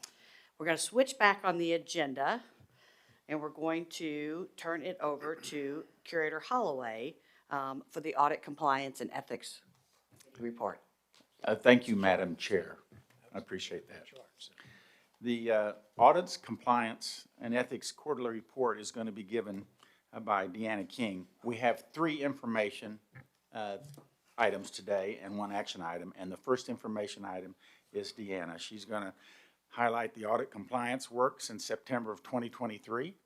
And the full report is available in our information in the portal. But I want to welcome Adina. This is her first public meeting as interim chief audit officer, and thank you. Thank you, Curator Holloway. It's a pleasure to be here. Thank you for the warm welcome I've had over the last few months. As you know, internal audit, one of the primary purposes is to provide assurance and consulting services to a variety of areas in the university to help protect assets, protect data, protect reputation. So the audits I'll go over the next minute or so. We'll kind of talk about how we are doing that in a couple of areas. So one of the areas is conflict of interest. As we know, it's important to protect the integrity of the university by ensuring we have good conflict of interest. Oh, I'm sorry, I skipped, didn't I? Yeah, let me go over the activity. There we go, thank you. Sorry about that. We are on a rolling plan. So what I'll be talking about today is some of the audits we've completed since September. We have 8 audits in progress, and we have 17 on deck. We've also completed 9 investigations, and we're currently working on the biannual follow-up process. So that process is there. If there's any findings or issues that need to be corrected during the follow-up process, we basically do a little audit to make sure that those processes have been corrected and fixed. So any questions on the summary of what we're doing? Okay. Now we'll talk about conflict of interest. Okay. So one of the issues we look at, we've been looking at all the campuses, is conflict of interest processes. So all the campuses have conflict of interest processes in place to help protect the university from those issues. So at the Health Science Center, we did find some inconsistent documentation and some processes that need to be improved. So they have committed to improving those processes, updating that documentation. The due date for those to be completed was February 2024. We will be following up with the committee in April on whether or not these have been completed. The next one is in St. Louis. Again, they were needed to improve some processes, including some of the documentation that goes into the computer system that manages conflict of interest. And they were doing some reconciliations to make sure everybody was getting their conflict of interest work done. So they're working on some procedures and some policies to implement some consistent documentation in that area. The due date for this one is April 2024. Again, we'll report on this one in April. Next is athletic standard financial controls. So this one was primarily around the prepaid cards for per diem. So as you know, prepaid cards is a very easy way for them to manage per diems for the staff and athletes as they travel. So they did find that there were some processes that needed to be improved in this area. One of the important things we need to emphasize here is there were no violations found. So no one's stealing these cards or using them inappropriately, but they did find some areas that the processes could be strengthened and implemented. So we're also working with the system to make sure those processes are strengthened and implemented. So the due date for these will be August of 2024. Finally, there was a firewall audit done at the Health Science Center. So they found out that some of the software was out of date, some of the rules needed to be updated. They're going to be working on that over the next few months. Important part was the firewall. That's to be implemented this month. So we will report on that in September. On the ethics and compliance side, the next slide shows just what the compliance framework has been prior to my arrival at the university. So these are basically the 7 areas of a healthy, effective compliance program that we're working on right now. One of the things we're going to do on the next slide during my tenure as interim is kind of look at these activities through a different lens. Why are we doing these activities? Why are these 7 activities important? And primary reason is the number one thing a compliance program wants to do is prevent compliance failures. So the first bullet items there on the left are there to help prevent compliance failures. We also need to have activities that will help us find compliance failures if they occur and fix them once they occur. So over the next few months, we're going to be looking at these 7 elements at the university, at the system, and kind of decide if we want to keep them, refine them, make them better. We're going to be using best practice guidance to do this. So we have federal guidance that will help us. We also have some best practices from different professional organizations. Okay, next slide is kind of just an overview with the current framework of what we are doing in the prevention, find, and fix space. So the check mark means we've got that in place. The little circle means that we're working on those processes right now, and the square means we're going to be working on those in the future. So that's kind of a dashboard to let you know what we're doing in those spaces with compliance.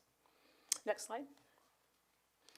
We're also working on helping some compliance areas in the system and in the different universities. So we're currently strengthening the code of conduct.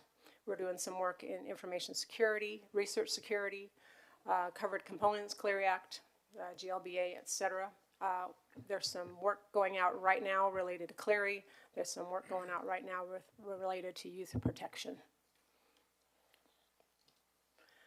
We also hired a privacy compliance officer this past year, and she's made some great strides in identifying all the different regulations related to privacy. So you'll see that list there on the left. The check marks means that she's done some initial outreach and she's done some basic training on people who are responsible for compliance in those areas. And the little, a handful of those are still in the queue, and she's working on those right now. But she's a great asset to this team. And we're going to be adding some more privacy regs. We have new regs coming down the pike and updated regs coming down the pike. So this is just a list of some of the privacy work we're going to be doing in 2024. Okay, finally, this is the framework she will be using to identify how to strengthen the privacy across the system. So she's basically completed step 1, so we could put a check mark there so she has a current profile. And she's currently working on step 2 and step 3, which will help us know where we want to be and kind of do some self-assessments in that area. And then we'll work towards step 4. That is my presentation. Do you have any questions? Any questions from the committee or any curator? Well, I want to welcome you to the system in Columbia, Missouri. There's a lot of work. It's amazing that the closer you look at this, the complexity of compliance and all the different factors in complying to all the different regulations, either the state, or the federal government. It's incredible. So you've got your work cut out for you, and we appreciate you you being here in your presentation. Well, thank you. And that's one reason we go prevent, find, fix. Simplicity on the other side of complexity. Thank you very much. Thank you. That's our first information item. The second information item is included in the portal and the information that you have for all the curators. And that item is the system reporting for the Hotlines annual report that is provided to you. And if you have any questions, we can cover them now. If no questions, we'll proceed to our third information item.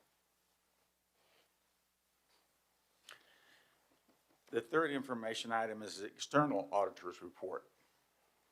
Deanna was our internal auditor, and this is Rachel Dwiggins. She's a partner at Forvis LLP, and she's going to present the fiscal year 2024 external auditor's report and required communication. She's going to provide an overview of the NCAA agreed upon procedures report and an overview of the fiscal 2024 audit scope, services, engagement, and timeline. And welcome, Rachel. Thank you. Thank you for your time this morning, and thank you for changing the agenda so that we got to follow the hype video and being one of the last things to stand between you and lunch.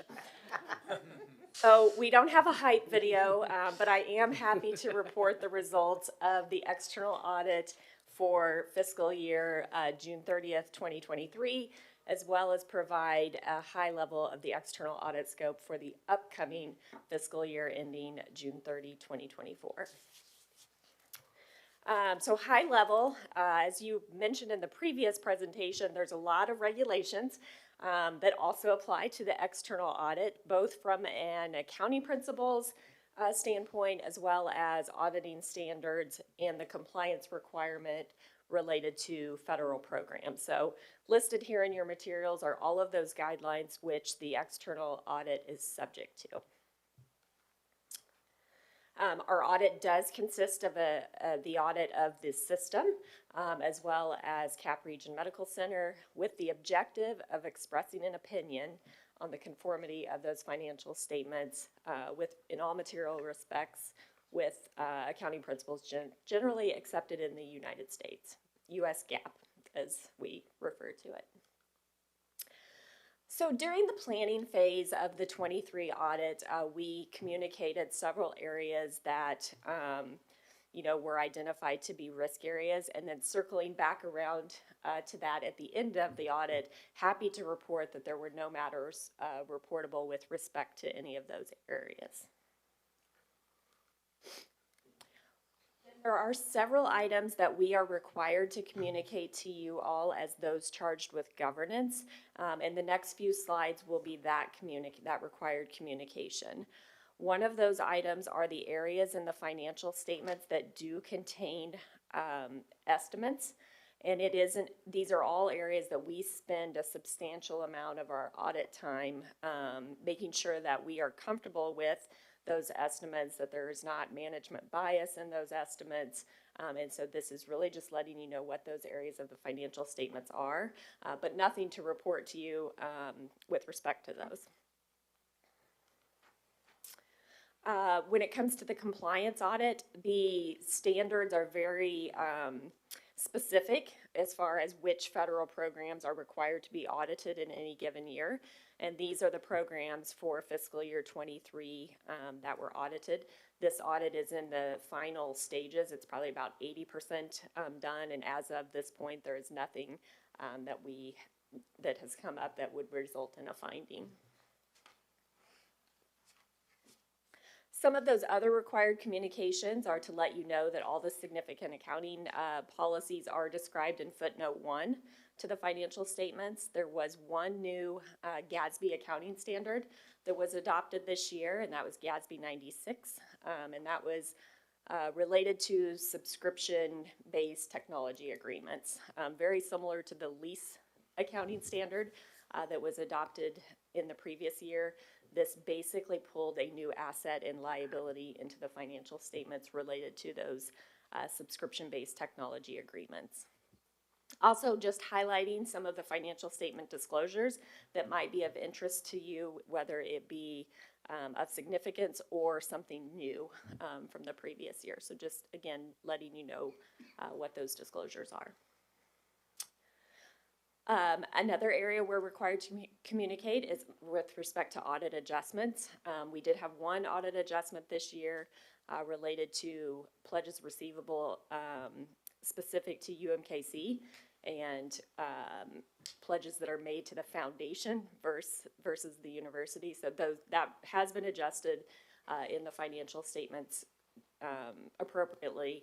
And then every year there are a few items that come up throughout the audit that both management and us as external auditors determine are not really material to the financial statements, and so we agree to put those on what we call a past adjustment schedule or proposed adjustments not recorded, and you'll see those items listed there as well.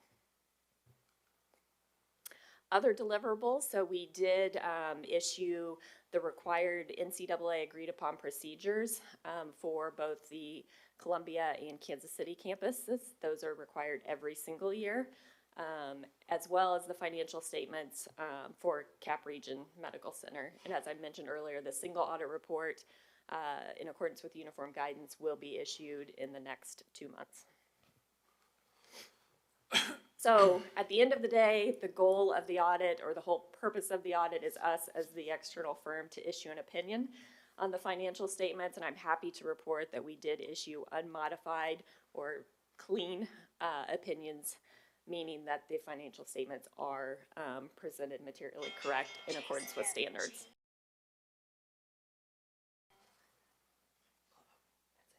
So looking ahead to 2024, high-level overview, these will be the engagements.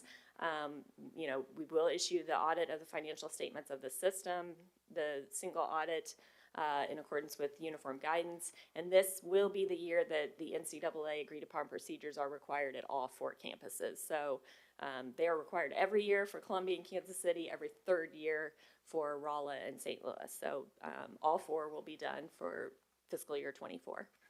I have a question about those NCAA reports. It was mentioned by Ms. King, okay, that the problem with the cards that they were issuing, would that be part of what's involved in that? Is that those two separate things? It's very separate. So this is not an audit. These are very specific agreed upon procedures, and it really has to do, so the athletics have to submit to the NCAA a statement of revenue and expenses each year, and these procedures are really going in and sampling some of those items to make sure that those revenues and expenses were appropriate. So it's very specific, but it is not an audit. We're not doing any work around internal controls with respect to that. Is really geared towards that NCAA statement of revenue and expenses that gets submitted. So you recast your financials, we have to recast our financials in the manner that they want to see them. Correct. So looking ahead at 2024, this is our timeline. We will begin our interim procedures coming up this spring, with then our final field work really happening. The bulk of that happens August, September, October, and then those NCAA procedures happen later in the year. And again, that's kind of based on when that statement is required to be presented, which is in mid-October. And then we come in after that to do the required testing. Again, here's the applicable framework, the sets of standards that we'll be following for each of those components of the audit. And as a part of our risk assessment, some of the things that we do read through and review all of the board minutes and presentations. We do interview various members of management as a part of those procedures. We're really geared towards letting us know if there's any areas of the financial statements that might be more susceptible to a material misstatement. And then we're going to obviously focus our procedures a lot more in those areas. We also do perform walkthroughs of tests of controls. We look at how duties are assigned to see if we see any lack of segregation issues. And we take all of that to really put together our final risk assessment. And obviously there are things that can come up as a part of those procedures that could change that or identify an area where we need to look more closely at. Some of the areas that we know every year are going to be, higher risk are listed there. The valuation of investments is always one of those. The valuation of receivables from a collectability standpoint. And then obviously this year for 2024, the integration of CRMC into the system, will obviously be a key focus of ours as well.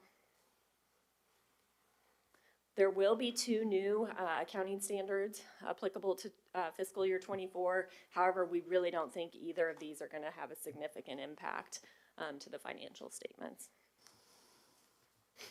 And then here is our team. I have several members here with me today, but with that, I will open it up to any questions. Any questions from the committee or from any curator for that matter about her report? Seeing none, I want to thank you for your time and your team being here. We appreciate your work. Thank you. Thank you.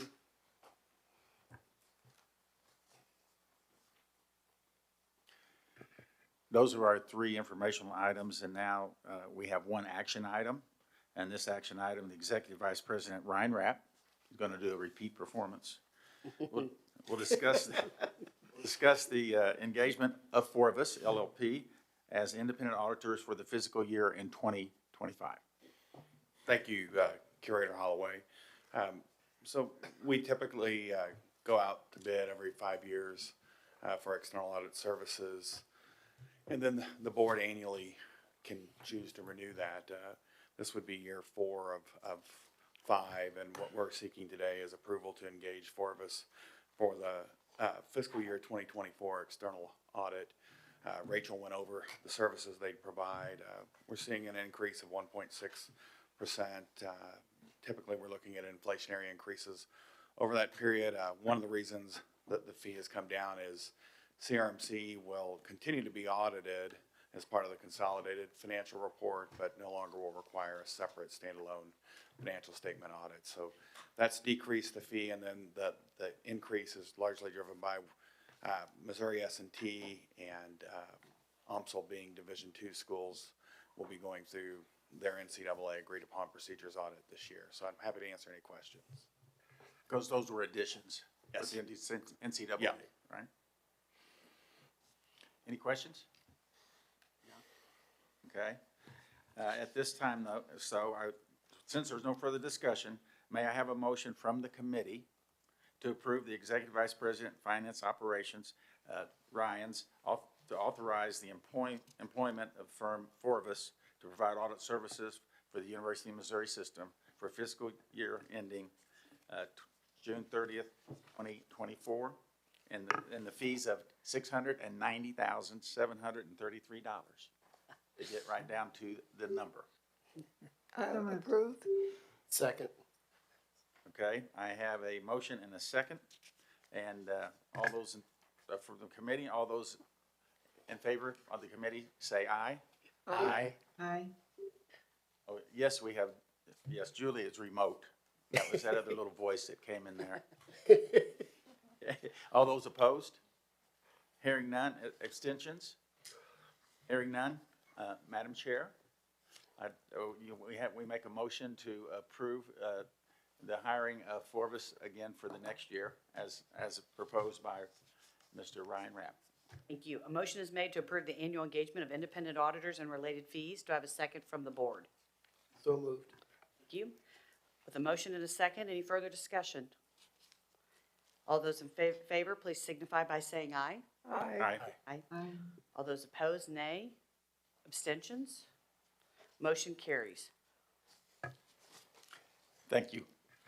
And do you have a resolution that We you have need the to final, introduce? the last action that the Audit Compliance and Ethics Committee has for today. We will need to hold an executive session later today. May I have a motion and second from the Audit Compliance and the Ethics Committee to conduct a closed section later? Approved. Second. Aye. Okay, I think that's unanimous. I vote unanimous, so we have that, and we will schedule that for later. Is that, hold it. Second. We actually need to do a roll call of the committee. Yes, wait, excuse me. It's all good. It was efficient. We love that. Adam, okay, have we done? We got to do a roll call. I know, I do that. We gotta do a roll call.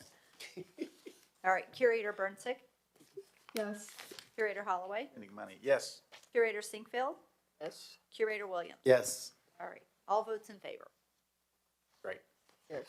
Madam Chair, that includes our business for our committee at this time until we go into executive session. Thank you. Thank you, Curator Holloway. Okay, at this point, for the next item, I would ask if there are any items for the good and welfare of the board. Okay, well, I'm going to take a minute to thank the teams that make this meeting happen behind the scenes. Our board office, Cindy Harmon, Valerie Slayton, and Phyllis Hawk. Our MVP staff for all things, AV, Susan Conyers and her whole team, hiding behind the monitors over there. Our communication staff, John Dinker, Kelly Weeman, Zach Gorley, and Christian Basie. You might notice that we have a new look today for our system and university logos. You see that on the tablecloths and then also on the step and repeat. So thank you to you all for all the work that you do for us. Our Memorial Union liaison, Susie Hempel, and staff. This does not come together easily. We certainly appreciate all that they do. Our MUPD staff, thank you to Chief Weimer and his team. Heath Emmel, Director of Student Unions and Parking and Transportation. He does a lot of work behind the scenes that make this happen. And our Mizzou System Administration for their presentations in support of today's meetings, and specifically each of our committee liaisons. Ryan Rapp, Dina King, Mark Bengini, Marcia Fisher, Dr. Rick Barron, Nim Chania, John Middleton, and Stephen Chafin. Last night, we spent time with our Mizzou community, our faculty, administration, staff, and our outstanding students. Thank you to the Office of the President and to the board office for organizing the event. So thank you to Janet, Jenna, Brandis, Cindy, and Valerie for doing that. We appreciate it. And one last note, I happened to see on social media this week that congratulations go to John Middleton for being chosen to receive the National Mastitis Council's 2024 Award of Excellence. So I want to make sure we recognize him.